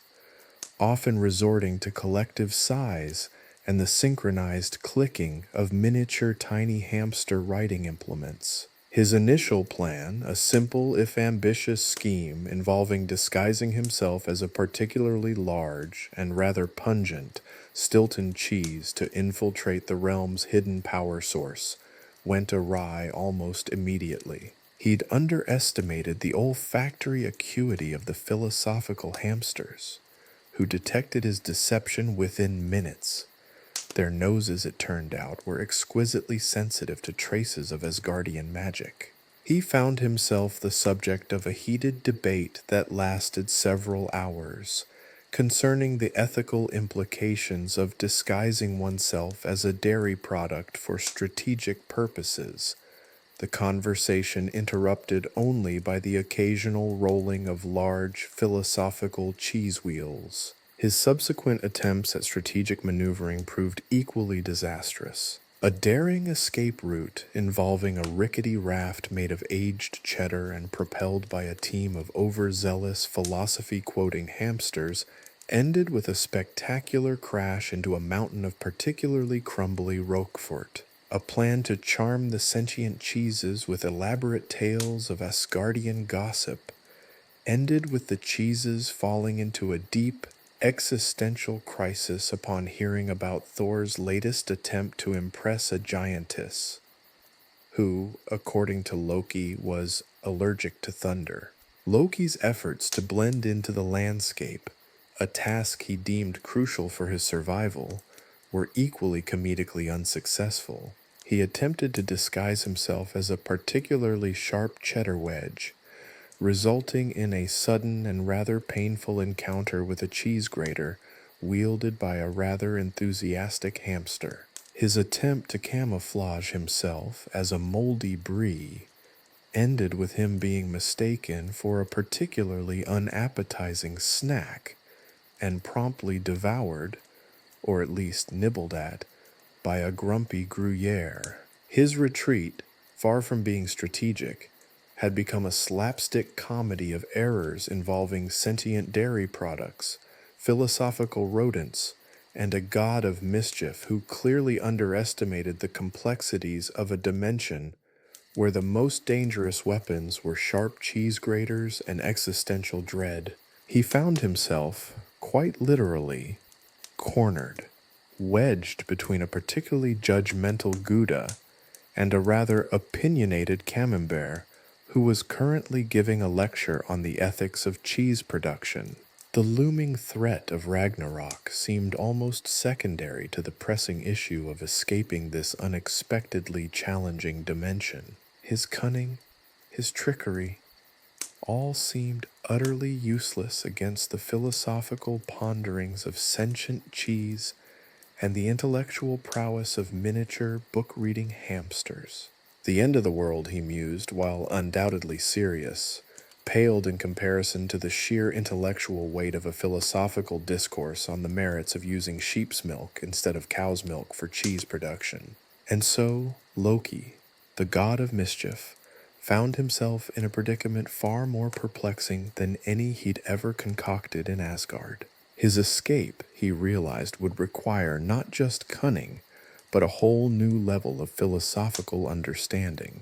He'd need to learn to speak the language of cheese, to understand the hamster's complex arguments, to navigate the existential anxieties of dairy products. It was, he grudgingly admitted, a far greater challenge than manipulating fate itself. Perhaps Ragnarok could wait. The existential crisis of a particularly brooding cheddar was far more pressing, and maybe, just maybe, he could find a way to use this unexpected situation to his advantage. After all, even a strategic retreat could be a grand, albeit cheesy, adventure. The possibilities, like the various types of cheese in this bizarre dimension, were endless and utterly unpredictable. And that, he thought with a wry smile, was just the way he liked it. But first, he needed to find a way out of this truly monumental cheese and hamster-filled predicament, and perhaps a cheese knife to aid in his escape, if he could find one that wasn't being used as a philosophical prop. This strategic retreat, he was beginning to realize, was going to be significantly more cheesy than he had initially anticipated. The unexpected complications made this whole endeavor remarkably amusing. After all, even in the face of Ragnarok, a good cheese-related mishap was always an appreciated diversion. And Loki was nothing if not appreciative of a good, absurd mishap. The Gouda, a particularly rotund specimen with an air of profound disapproval, shifted slightly, causing a tremor that sent a ripple of existential angst through the surrounding brie.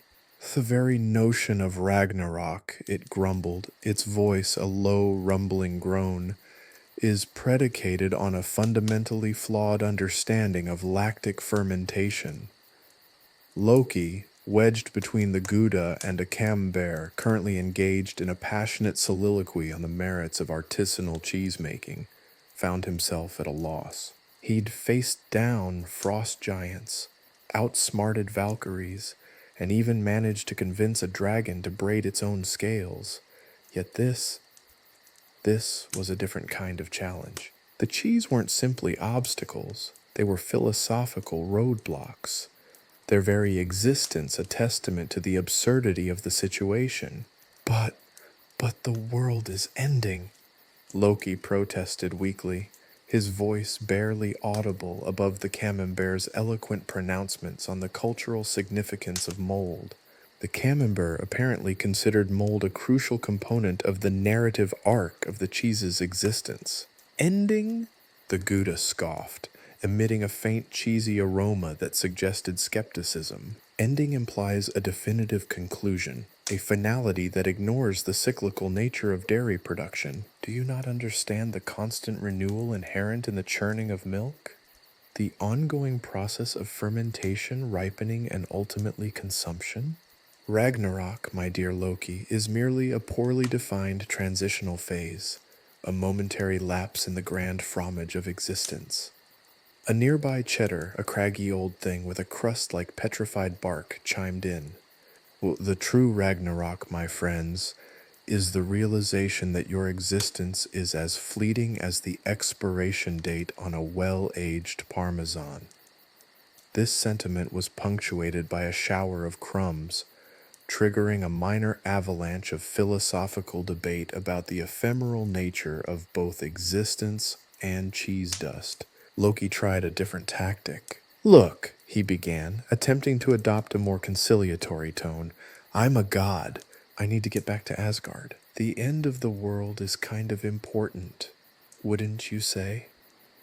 The cheeses exchanged a series of low groans and creaks, a kind of communal sigh that spoke volumes about their collective weariness with the constant pronouncements of Asgardian deities. One particularly sharp cheddar, seemingly unimpressed with Loki's celestial credentials, interrupted.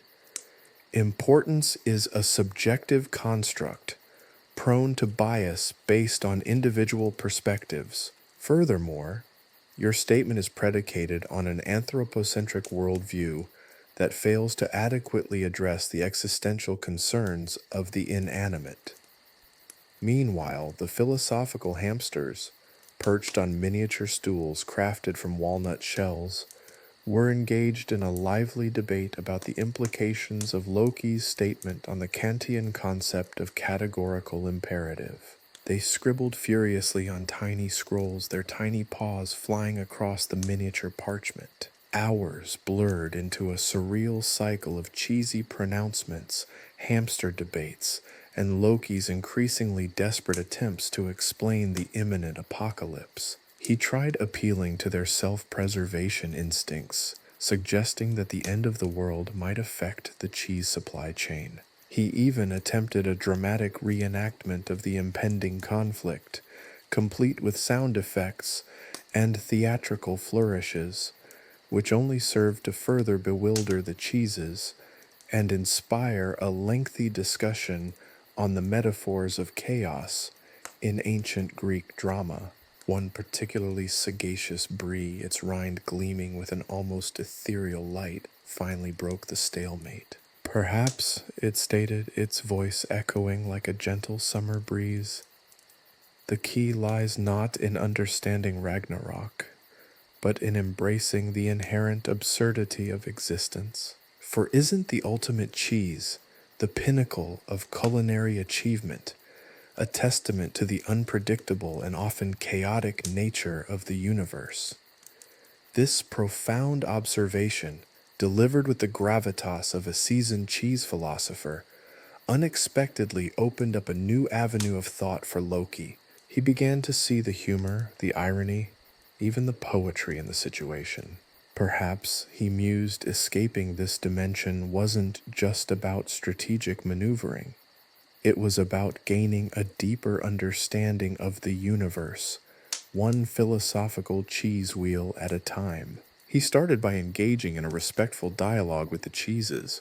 He listened to their concerns, their anxieties, their profound musings on the nature of mold and the ethical dilemmas of cheese production. He even managed to participate in a lively discussion on the merits of various types of cheese, surprisingly discovering a genuine appreciation for the nuances of different varieties.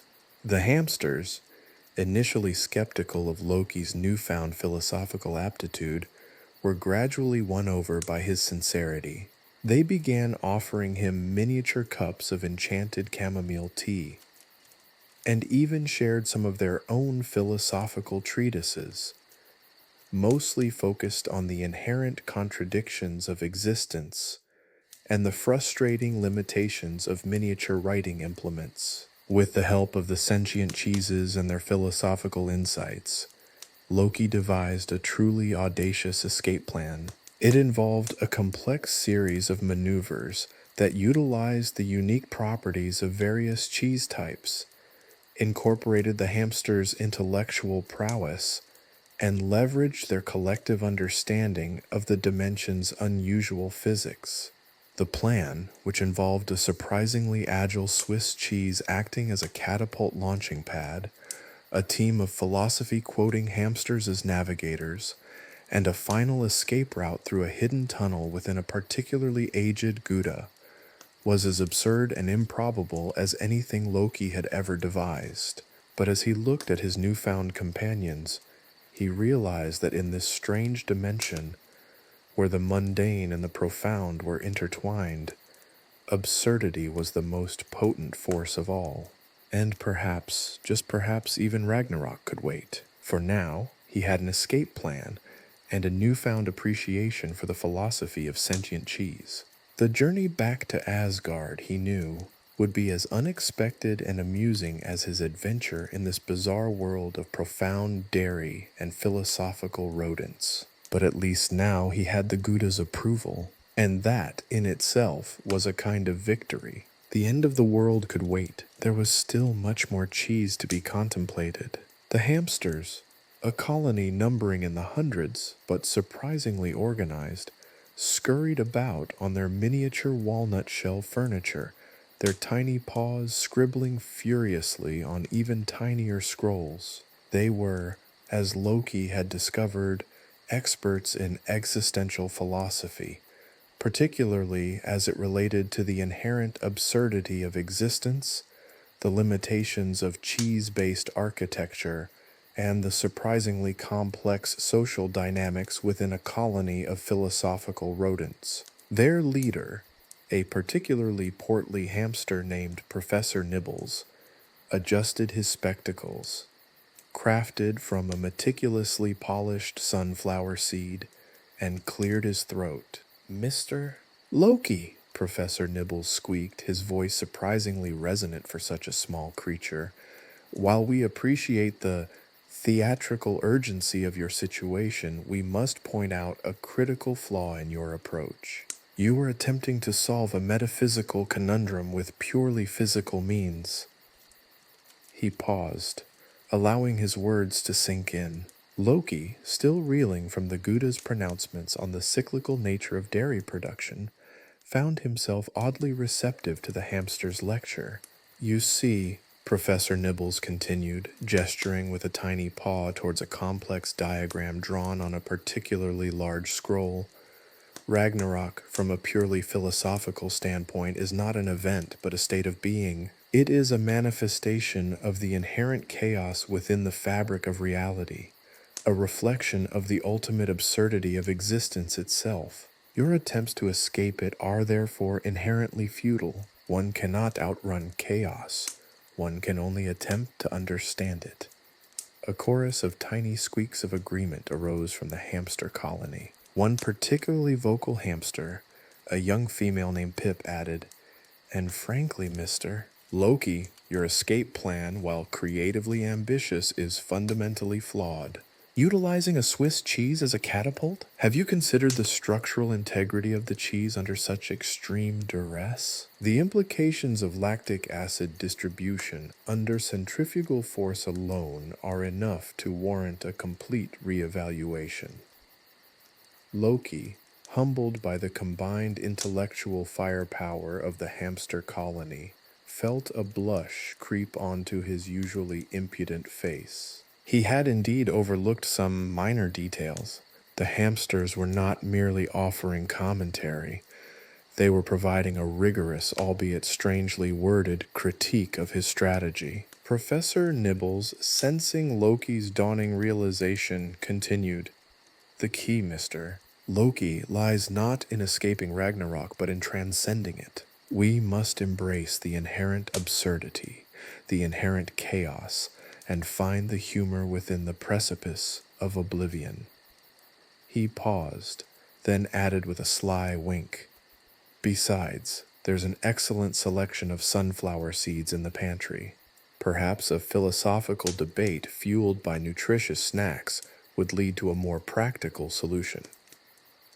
The hamsters proceeded to offer a series of surprisingly practical, albeit utterly bizarre, solutions to Loki's predicament. They suggested, among other things, that Loki utilize the inherent properties of certain cheeses to create a temporal distortion field, allowing him to jump forward in time, skipping the entire Ragnarok incident altogether. They outlined a complex equation involving cheese density, hamster propulsion, and the precise angle of the sun, all designed to calculate the optimal launch trajectory for the Swiss cheese catapult, a revised design that incorporated structural reinforcement from a particularly sturdy Parmesan rind. One hamster, a wizened old fellow named Socrates, naturally, proposed harnessing the collective anxieties of the sentient cheese to create a powerful psychic wave capable of disrupting the fabric of reality, creating a rift that Loki could use to escape. He argued that cheese, particularly those nearing their expiration date, possessed a uniquely powerful psychic resonance capable of influencing reality. His theory, although unorthodox, was backed by several pages of scribbled equations and philosophical musings. Other hamsters suggested different approaches, creating a diversion using an army of miniature cheese-scented drones, manipulating the emotional state of the gods using strategically placed cheese samples, or even sending a diplomatic mission comprised entirely of hamsters to negotiate a peaceful resolution to Ragnarok. Each suggestion was delivered with the unwavering confidence of a creature who had spent its entire life contemplating the existential implications of mold and the ethical ramifications of cheese production. Loki, initially overwhelmed by the sheer volume of suggestions, gradually realized the hamsters' brilliance. Their absurd solutions, seemingly nonsensical at first, contained kernels of genuine insight, clever workarounds, and a dash of perfectly placed, hamster-brand philosophical brilliance. They saw the larger picture, the overarching absurdity of the situation, and viewed Ragnarok not as an unstoppable force, but as a challenge ripe for imaginative, if eccentric, solutions. The hamsters, through their endless stream of surprisingly relevant suggestions, and their ability to tackle the complex problem of Ragnarok with a charming disregard for conventional approaches, managed to reignite Loki's famously mischievous spirit. The escape plan, once a simple, desperate attempt, was now evolving into a grand, chaotic tapestry woven from cheese, hamster ingenuity, and a healthy dose of absurdist philosophy. The end of the world might still be coming, but Loki, with his new philosophical, cheese-loving rodent allies, was ready to meet it, not with dread, but with a mischievous grin and a well-placed Swiss cheese catapult. The final stage of the plan, it turned out, involved a carefully choreographed cheese-based interpretive dance designed to confuse the very fabric of reality. And who knew, perhaps the end of the world would want to join in. The Bifrost, that shimmering rainbow bridge connecting Asgard and Midgard, spat Loki out like a particularly stubborn wad of chewing gum. He landed with a surprisingly graceful thud, his landing cushioned only by a slightly disgruntled-looking gnome who had been attempting to cultivate a particularly rare species of luminous moss. The gnome, whose name, according to Loki, was Bartholomew, but who stubbornly insisted on being called Captain Fuzzbutt, glared up at him. "Honestly, Loki," Captain Fuzzbutt grumbled, dusting himself off. "Must you make an entrance? There's a perfectly good portal system, you know. No need to make a spectacle of yourself, or to land on my prize-winning moss." Loki, ignoring the gnome's complaints, dusted off his rather flamboyant purple robe. It had seen better days, mostly involving a particularly aggressive encounter with a flock of particularly philosophical sheep. He surveyed Asgard, a city constructed from shimmering gold and impossibly intricate architecture that seemed to defy the laws of gravity and common sense, both of which were things Loki greatly appreciated. He'd spent weeks, or what felt like weeks, time being somewhat malleable in the company of philosophical hamsters, traveling back from Midgard, armed with gifts from his new rodent comrades. These gifts, as one might expect from philosophical hamsters, were utterly bizarre and, frankly, unhelpful in preparing for the impending apocalypse known as Ragnarok. First, there was the cheese. Not just any cheese, mind you. This was a selection of cheeses that defied description. There was a sentient brie that seemed to have a surprisingly strong opinion on the geopolitical implications of mold growth. A Gouda that foretold the future through the intricate patterns of its marbling, and a cheddar so old it had its own gravitational pull. Then there were the scrolls. Hundreds of tiny scrolls painstakingly inscribed by the hamsters. They contained various theories on everything from the existential dread of a lonely cracker to the potential of using cheese as a renewable energy source, Socrates' particular area of expertise. Odin, upon receiving them, simply stared at the stack of scrolls and muttered, "More paperwork." Finally, there was the interpretive dance. The hamsters, in their infinite wisdom, had devised a cheese-based interpretive dance designed to appease the gods before Ragnarok. The dance, Loki assured everyone, was the key to avoiding complete annihilation. The only problem? It involved a lot of cheese, questionable interpretive movements, and a surprisingly high risk of spontaneous combustion from overuse of Parmesan shavings. Loki presented his gifts to Odin, who was perched on his throne, surrounded by his usual assortment of ravens, who looked distinctly unimpressed. Odin, his usual stoic expression only slightly cracked by a hint of bewilderment, raised an eyebrow. "Loki," he began, his voice resonating with the weight of centuries of ruling Asgard, "I must confess I was not expecting this." He gestured vaguely at the pile of cheeses, the scrolls, and Loki himself. "My lord," Loki replied, striking a dramatic pose, "I have returned from my journey with gifts of unparalleled unusualness. These cheeses hold the key to understanding the fabric of reality. And this dance," he continued, spreading his arms wide in a rather unconvincing imitation of a hamster ballet, "this cheese-based, reality-bending interpretive dance will surely appease Thor and prevent Ragnarok?" Odin stared, then sighed.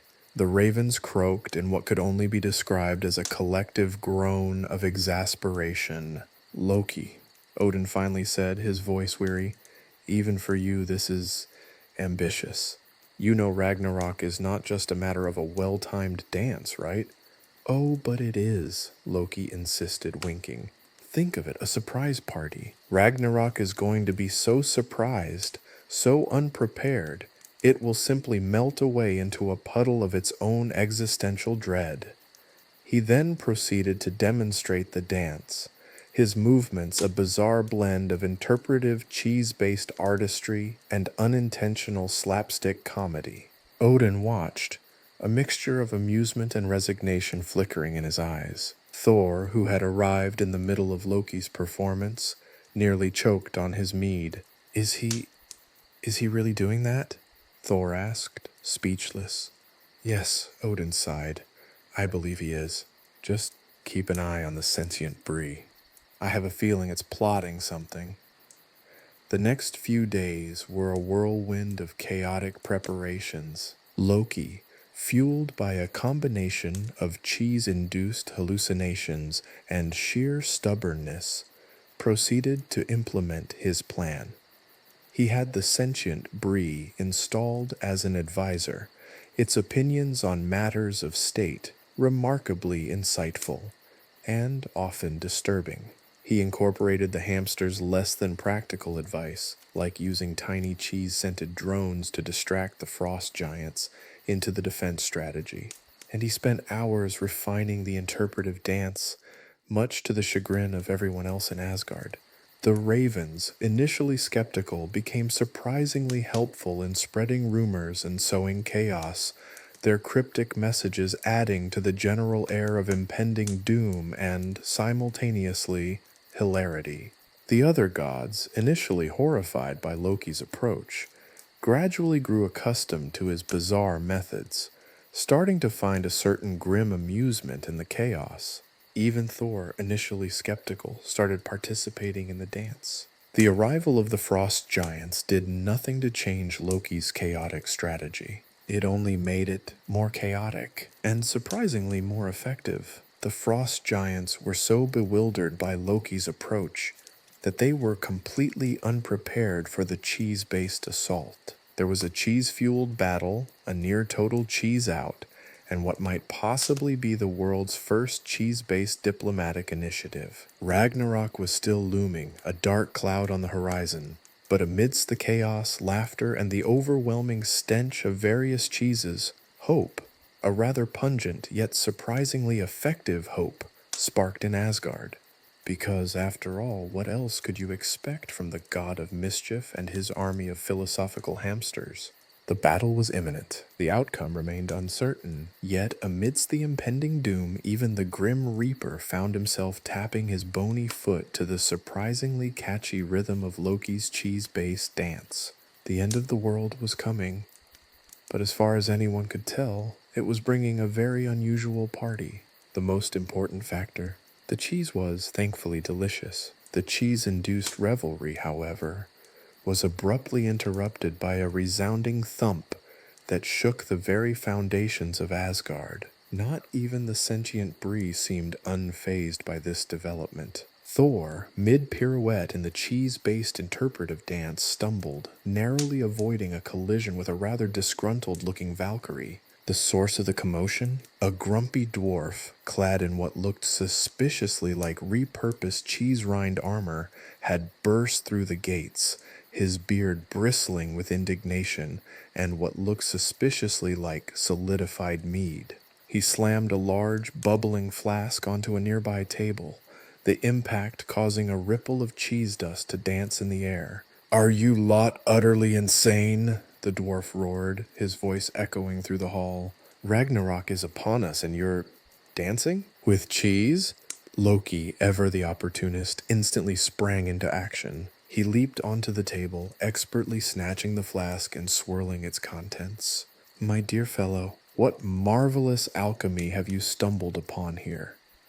The dwarf, whose name Loki later and rather inaccurately learned was Borin Stonebeard, glared at him with the intensity of 1,000 burning suns. "It's not alchemy, you blithering idiot. It's a potion that could possibly, maybe under the right circumstances, save all your cheese-addled hides."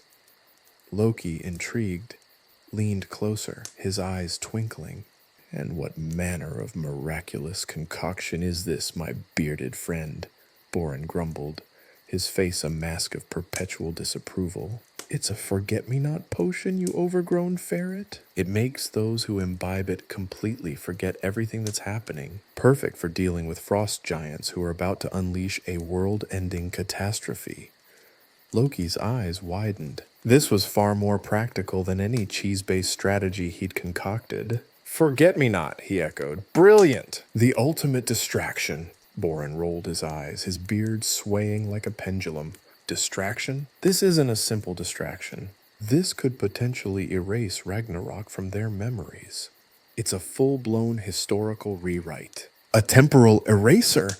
Loki, however, had already latched onto the idea. His mind was racing with possibilities. He could see the frost giants, their memories wiped clean, frolicking like playful lambs in fields of cheese.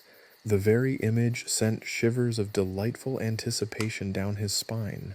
Excellent, he exclaimed, clapping Borin on the back with enthusiastic abandon. This changes everything. Forget the interpretive dance. Operation Forget-Me-Not is a go. Borin sighed, a sound like gravel tumbling down a mountainside. He had a sinking feeling this was going to be a long day. A very, very long day involving possibly an alarming amount of cheese. The ensuing hours were a blur of frantic activity. Loki, with Borin reluctantly assisting, organized a massive potion distribution scheme. A network of miniature catapults, ingeniously designed to launch small vials of potion over the battlefield, was hastily constructed. Even the ravens played a role, their beaks expertly delivering vials of the potion to unsuspecting frost giants. The battle itself was peculiar. The frost giants, initially intent on wreaking havoc, suddenly stopped mid-rage. One giant stared blankly at a particularly charming squirrel. Another started attempting to braid a Valkyrie's hair, while a third began a spirited discussion on the merits of different types of moss with Captain Fuzzbutt. The chaos of the battle transformed into a surreal, cheese-infused pantomime. Thor, initially confused, found himself strangely amused. He traded blows with a frost giant, only to have the giant suddenly offer him a mead-based toast to friendship. Odin, observing the unfolding events from his throne, muttered something about the unexpected consequences of over-reliance on cheese-based solutions. He then promptly fell asleep, exhausted by the sheer absurdity of it all. Borin, initially horrified by the sheer chaos his potion had unleashed, found himself grudgingly admiring Loki's audacity. He had to admit, the god of mischief had pulled off something truly remarkable. Ragnarok had been averted, not through valiant combat or divine intervention, but through the sheer force of utterly unexpected and thoroughly bizarre events. Loki, covered in cheese and potion residue, struck a dramatic pose as the battle ended. "See?" he announced to a bewildered Borin. "My plan worked perfectly. Who needs a valiant battle when you can have a collective amnesia attack?" Borin simply shook his head, but a hint of something resembling a smile tugged at the corner of his lips. Their collaboration, while born of chaos and desperation, had proved unexpectedly effective. The unpredictable power of a grumpy dwarf's forgetfulness and a god of mischief's insane creativity had thwarted Ragnarok in the most absurd manner imaginable. Their collaboration, however, was not without its side effects. Several gods had developed an unusual fondness for squirrels, and the frost giants had started their own cheese-based interpretive dance troupe.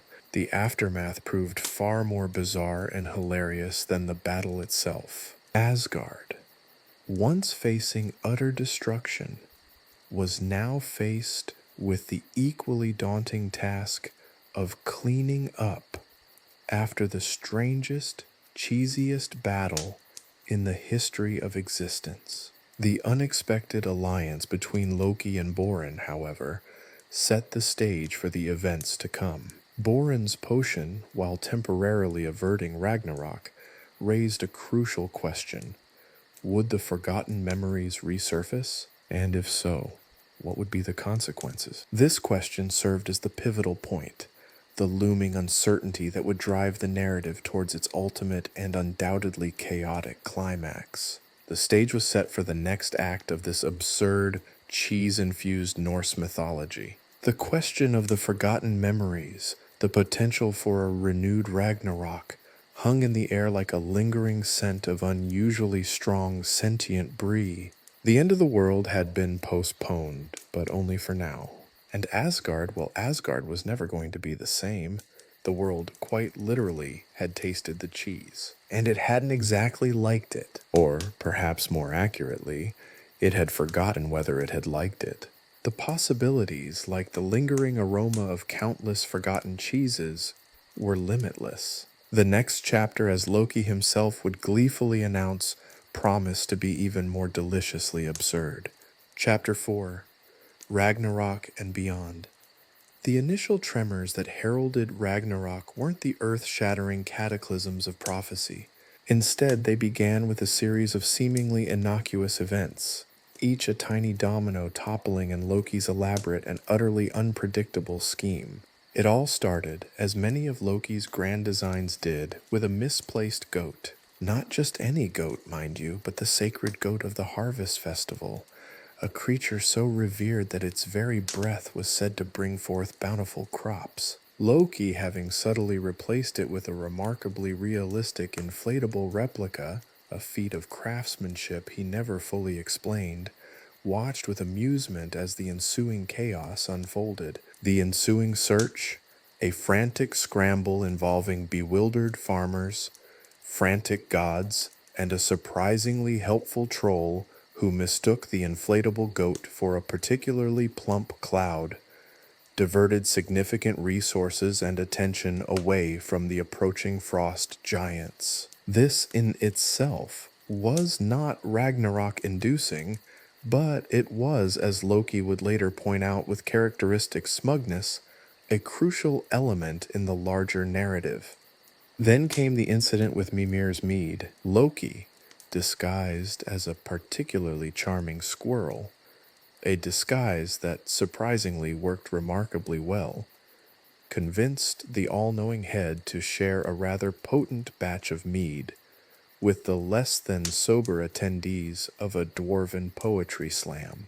The resulting outburst of impromptu dwarven poetry, which somehow incorporated elaborate metaphors about cheese and the existential dread of mining, threw Asgard's security detail into such a state of bewildered confusion that they entirely missed the frost giant's initial incursion.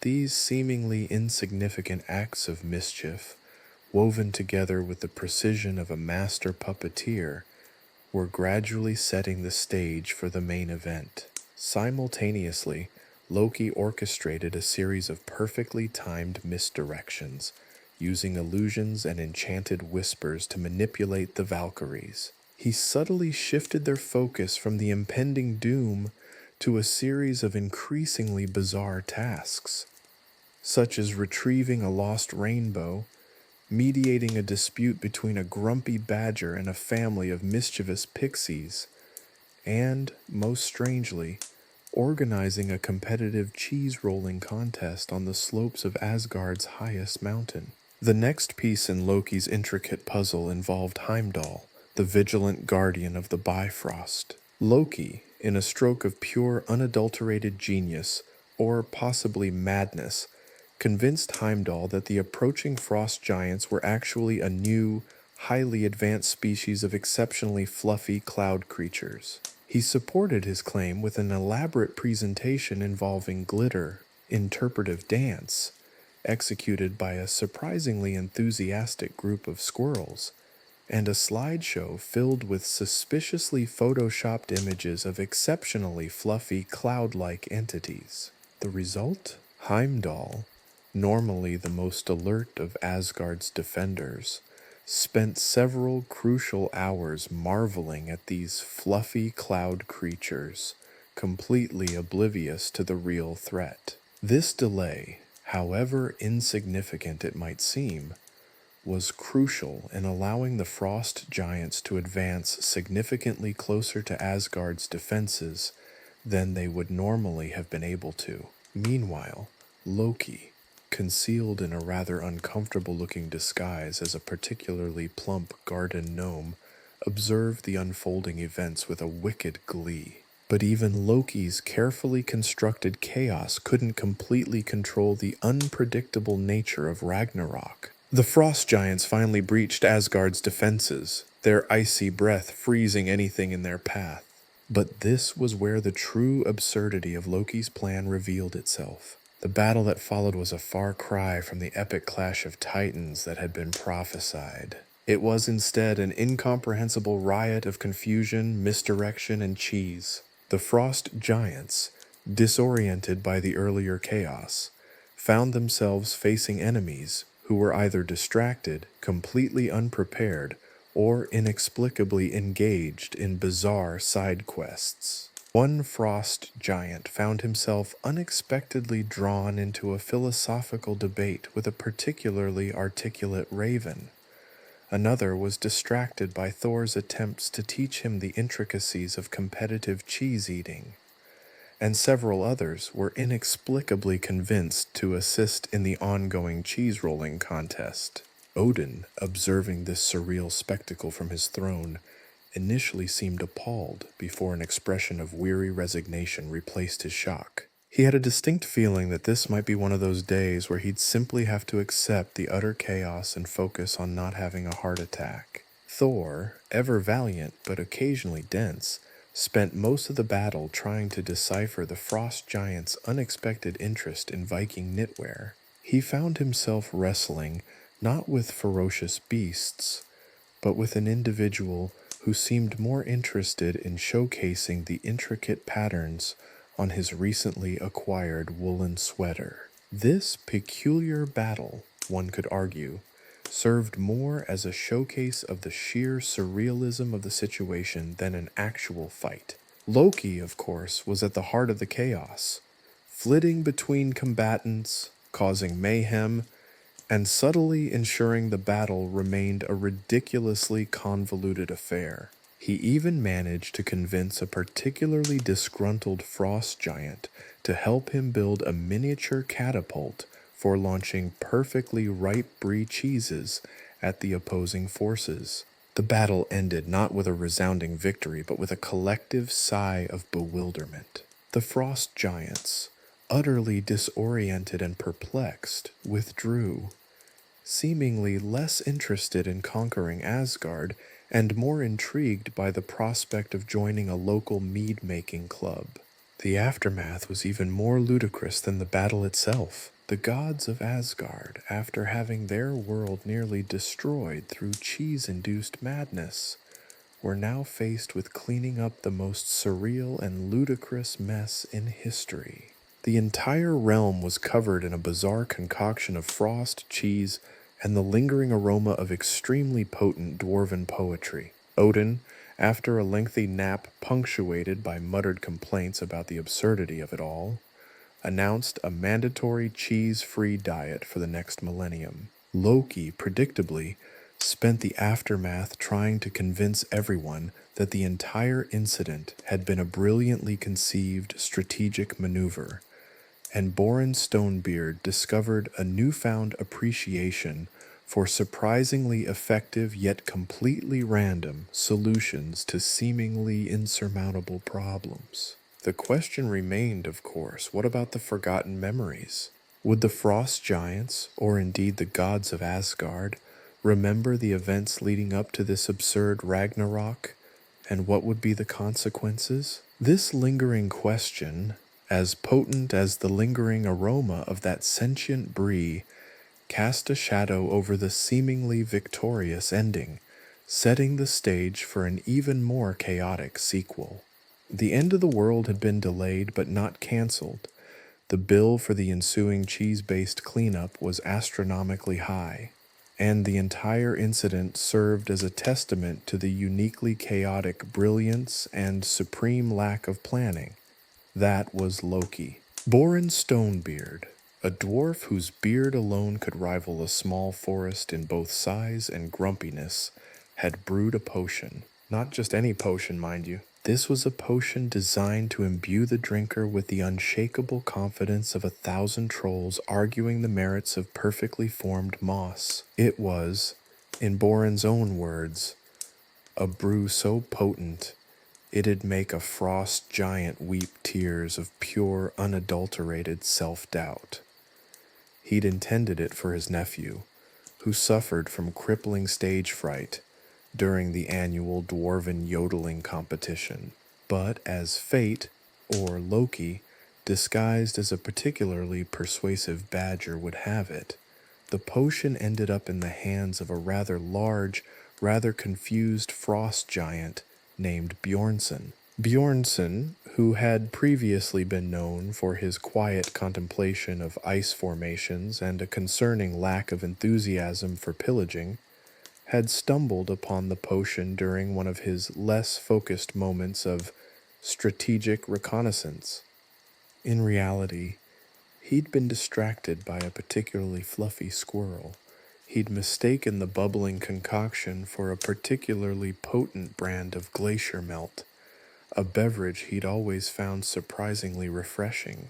One gulp, and Bjornson was a changed giant. The transformation wasn't dramatic. There were no bolts of lightning, no spontaneous combustion, no sudden urges to dance the tango. Instead, Bjornson simply developed an unshakable belief in his ability to juggle chainsaws while simultaneously reciting dwarven poetry, and he suddenly possessed an overwhelming need to do exactly that. The problem? Bjornson couldn't actually juggle chainsaws, nor could he recall a single line of dwarven poetry.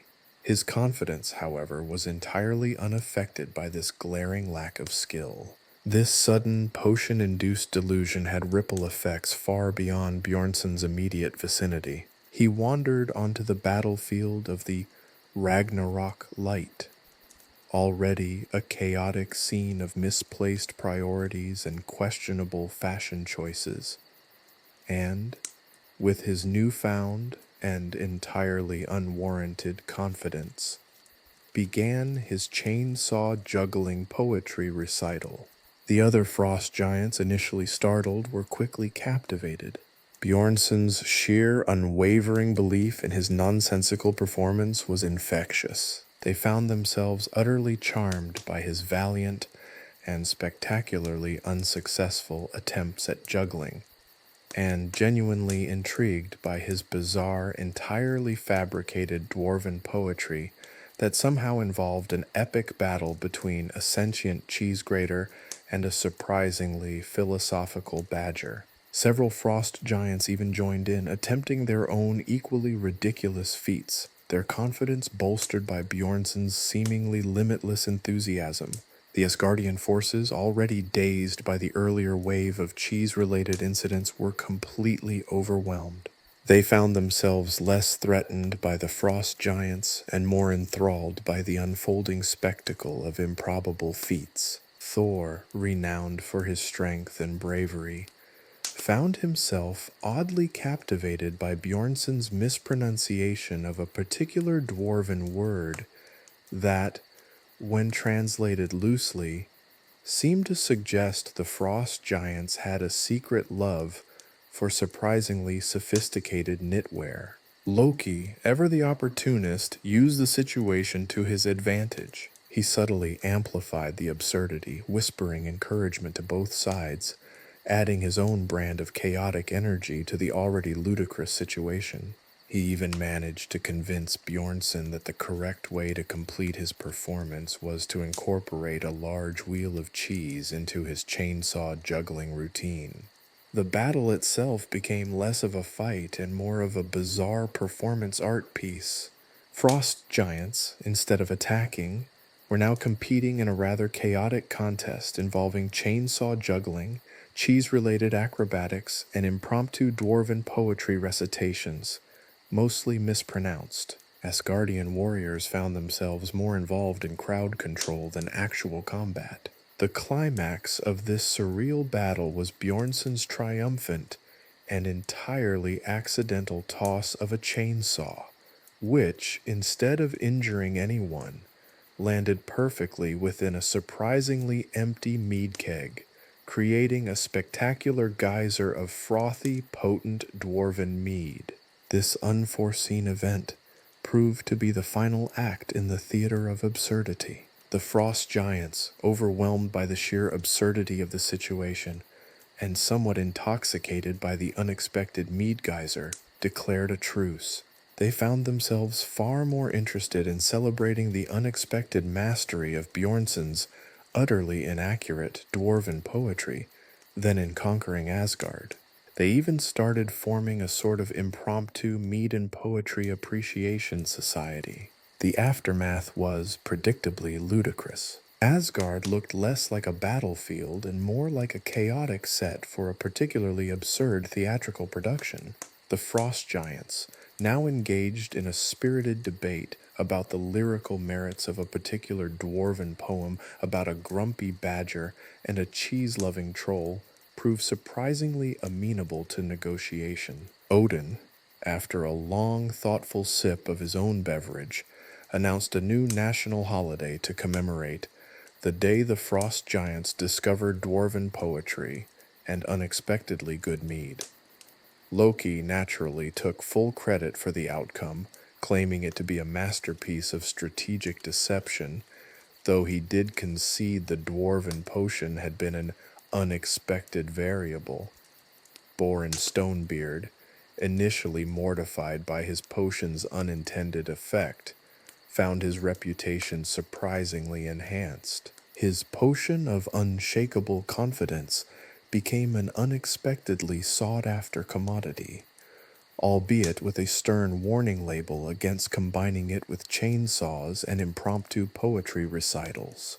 The Ragnarok and Beyond saga proved once again that in the realm of Norse mythology, even apocalyptic events could become spectacularly absurd when mixed with a hefty dose of dwarven potions, misguided frost giants, and the ever-present chaotic hand of Loki. The forgotten memories remained a lingering concern, a ticking clock in this comedy of errors. However, for now, a peculiar sense of peace, laced with the distinct aroma of mead and impending cheese-related shenanigans, settled over Asgard. And somewhere, a very grumpy dwarf smiled, albeit reluctantly, acknowledging the unexpected success of his potent brew. The battlefield, initially a grim tableau of clashing steel and magical fire, had devolved into something far stranger. Imagine, if you will, a Viking death metal concert crossed with a cheese-tasting competition judged by a panel of bewildered Valkyries. That's about as close as one could get to describing the chaotic spectacle that unfolded. Thor, usually a picture of furious, godlike power, was currently engaged in a staring contest with a frost giant who'd somehow managed to braid a length of his beard into a remarkably intricate, if slightly frost-covered, chandelier. The chandelier, it should be noted, was precariously perched atop a pile of discarded shields. Meanwhile, Freya, goddess of love and beauty, was attempting to mediate a dispute between two warring factions, one advocating for the superior taste of goat cheese, the other championing the merits of a particularly pungent variety of blue cheese. Her attempts at diplomacy involved a surprisingly effective use of strategically placed enchanted flowers, and a rather soothing rendition of a surprisingly catchy dwarven lullaby. This had, however, resulted in a chorus of sleepy frost giants and a somewhat confused contingent of Asgardian warriors, many of whom were openly wondering if it was acceptable to nap during a battle of apocalyptic proportions. Odin, perched atop his throne, which was currently being used as a makeshift stage for a particularly enthusiastic troupe of mischievous sprites, performing an interpretive dance about the life cycle of a particularly stubborn radish, was witnessing the unfolding events with a mixture of bemusement and resignation. His ravens, usually brimming with intelligence reports, were currently occupied with a complex game of aerial tag involving a swarm of particularly aggressive bees and a disgruntled squirrel who seemed to have a vendetta against anything remotely shiny. Loki, ever the architect of chaos, was nowhere to be seen, at least not in his usual form. He'd been observed flitting around the battlefield disguised as a particularly plump pigeon, seemingly directing the proceedings with a series of subtle pecks and strategically placed droppings. A single, particularly well-aimed dropping onto the head of a particularly serious-looking Valkyrie had caused her to spontaneously burst into a fit of giggles, momentarily disarming her and causing her to drop her spear, which promptly lodged itself in a rather unfortunate-looking pile of petrified troll dung. The sheer unpredictability of the battle was baffling. A sudden downpour of enchanted marshmallows rained down upon the battlefield, momentarily stunning both sides. A group of particularly agile elves were attempting to build a miniature replica of Valhalla out of gingerbread, while a chorus of disgruntled trolls were loudly complaining about the lack of suitable footwear for a proper mud wrestling match, which, inexplicably, had broken out in a nearby meadow. Amidst this bizarre symphony of chaos, unexpected alliances were formed. A frost giant, whose name no one could quite remember, had struck up a surprisingly deep friendship with a Valkyrie, who shared his passion for competitive knitting. They were currently collaborating on a rather ambitious project, a giant tapestry depicting the epic struggle between a badger and a particularly philosophical sausage. The battle reached its climax, or perhaps its anticlimactic peak, when a rogue enchanted sausage, launched by a particularly enthusiastic troll, sailed through the air and landed perfectly in Odin's mead cup. The resulting explosion of frothy enchanted mead sent a wave of laughter rippling across the battlefield.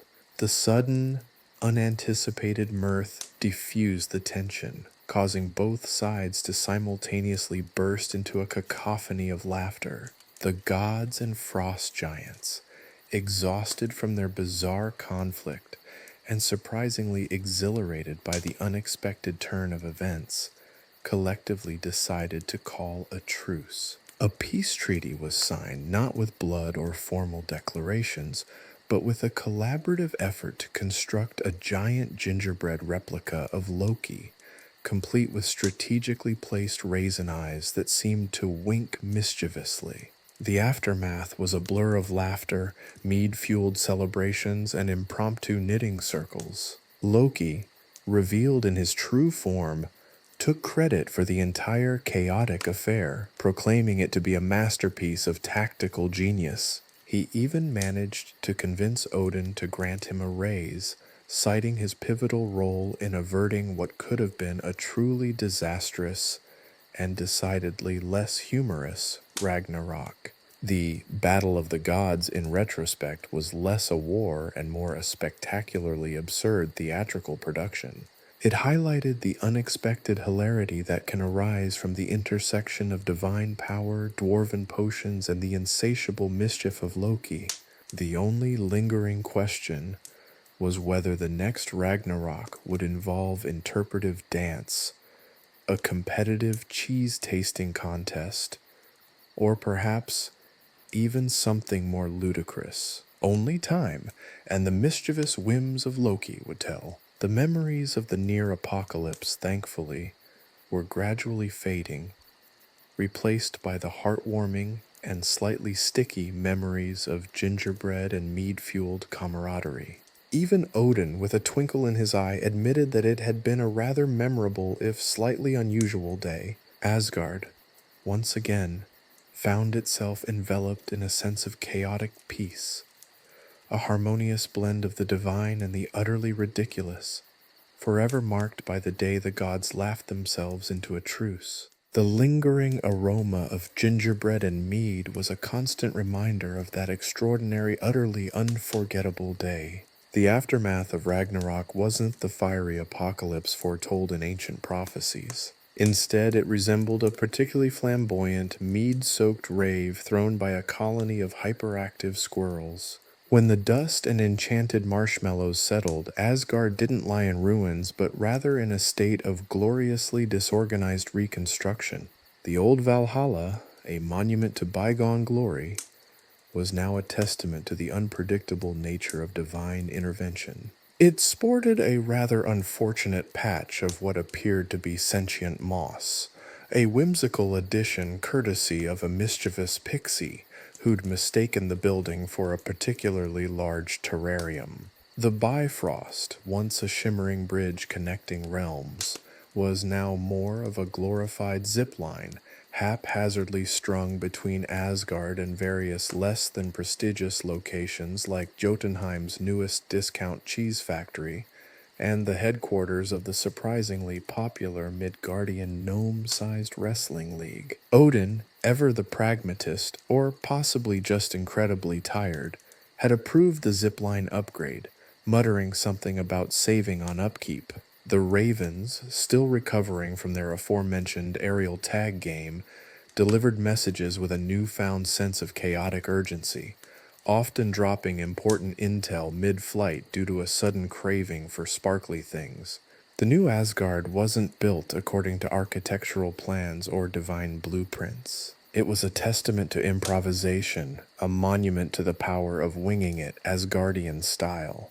Buildings rose at odd angles, their designs defying gravity and any semblance of conventional architectural principles. A particularly ambitious dwarf had managed to incorporate a working brewery into the heart of Odin's newly remodeled throne room, much to the displeasure of the more traditional Asgardians, but to the delight of everyone who appreciated a well-crafted ale. Thor, sporting a rather impressive frost giant braid as a trophy from the battle, had taken up competitive cheese tasting as a hobby, developing an uncanny ability to identify the finest goat cheese from a blindfolded tasting. He frequently challenged Freya to a cheese-off, much to the amusement of the Valkyries, who now considered cheese tasting and competitive knitting as their official post-Ragnarok pastime. Freya herself, still traumatized from witnessing a surprisingly brutal badger and sausage duel, a pivotal moment in the Battle of the Gods, had become a surprisingly adept mediator of interspecies disputes. Her soothing lullabies weren't restricted to frost giants. She could now calm down an angry kraken with a single verse, earning her the dubious honor of official kraken whisperer. Loki, predictably, was at the heart of all this newfound chaos. He had, as always, orchestrated everything not with malice, but with an almost alarming amount of creative energy. He wasn't exactly running Asgard. He was less a ruler and more a force of nature, an unpredictable weather pattern that shaped the landscape of the new Asgard. He had convinced Odin to create a new department, the Department of Controlled Chaos, which, unsurprisingly, had no defined purpose and an alarmingly high budget. Its primary function seemed to be to generate random, yet oddly useful ideas, often resulting in surprising advancements in Asgardian technology and societal harmony. One of Loki's masterpieces was the implementation of the Random Act of Kindness initiative. Every Asgardian, regardless of status, was required to perform one utterly random act of kindness every week. This had led to a rise in unexpected gestures, including the occasional frost giant gifting a Valkyrie a hand-knitted scarf, or Thor serenading a grumpy troll with an off-key rendition of a dwarven folk song. The results were chaotic, unpredictable, but undeniably heartwarming. The once rigid social hierarchy of Asgard had softened, replaced by a more fluid and unconventional structure. The gods mingled with the frost giants, dwarves debated philosophy with elves, even trolls found unexpected acceptance, provided they could refrain from starting unnecessary mud wrestling tournaments. This newfound social fluidity was entirely Loki's doing, the outcome of a series of elaborate schemes designed to break down traditional barriers and foster unconventional camaraderie. The new Asgard wasn't perfect. It was a quirky, chaotic blend of divine power and unexpected alliances. The rules were fluid, sometimes non existent. Yet, amidst the mayhem, there was a unique sense of community, a bond forged not in shared beliefs or common goals, but in shared absurdity. The gods, once formidable and aloof, were now approachable, if still slightly eccentric. Odin, still skeptical of Loki's methods but undeniably amused by the results, had even started incorporating cheese tasting into his daily routine, often leaving notes for Loki on his mead cup about the finer points of cheese pairing. This wasn't a utopian society, it was something far more interesting. It was a society where chaos was not an enemy to be vanquished, but a tool to be utilized, a source of inspiration. It was a world where a stray enchanted sausage could trigger peace negotiations, and where a giant gingerbread Loki stood as a testament to the ability of even the most chaotic entities to achieve a certain level of, albeit somewhat ridiculous, harmony. The new Asgard wasn't an improvement on the old one in a conventional sense. It wasn't more organized or more efficient or even necessarily more peaceful, but it was undoubtedly more interesting. It was a place where the unexpected was the norm, where creativity reigned supreme, and where even the gods laughed. A lot. Life in the new Asgard wasn't predictable. One day, you might find yourself participating in a spontaneous mid-air knitting circle with Valkyries and frost giants. The next, you could be facing off in a high-stakes game of dwarven chess, the stakes including a highly sought-after batch of enchanted mead or an enchanted piece of goat cheese from Thor's personal stash. The social calendar was filled with unpredictable events, from interspecies karaoke nights to impromptu gnome wrestling tournaments. But amidst the chaos, a unique social fabric had emerged. It wasn't about strict adherence to rules, it was about acceptance of the absurd, the unpredictable, the sheer glorious randomness that permeated every aspect of Asgardian life. The gods, once symbols of power and authority, were now more relatable, even approachable. Odin, once distant and enigmatic, was often seen engaging in enthusiastic cheese-tasting competitions, or even caught attempting to learn the latest dwarven dance craze. Thor had become an unlikely culinary celebrity, his cheese-tasting critiques published in Asgard's leading culinary magazine. Freya, still occasionally traumatized by the badger sausage incident, was sought after for her unconventional diplomatic skills. And Loki thrived. He was the puppeteer of this new Asgard, the architect of the unexpected, the conductor of the wonderfully chaotic symphony that was their lives. He had managed to turn chaos into a virtue, disorder into a form of social cohesion. This wasn't the Asgard of old, but it was an Asgard that in its own chaotic way worked. It was a testament to the fact that sometimes the most unexpected turns can lead to the most delightful and hilariously unpredictable outcomes. And in this new Asgard, the only thing predictable was the unpredictability itself, a constant reminder that life, even for gods, is best enjoyed with a healthy dose of absurdity. Odin sat on his throne, a half-eaten piece of remarkably pungent cheese clinging precariously to his beard. The throne room, usually a symbol of austere Asgardian authority, now resembled a well-loved, slightly tipsy tavern. Empty mead mugs littered the floor, a testament to a recent celebration of something. Nobody seemed entirely sure what.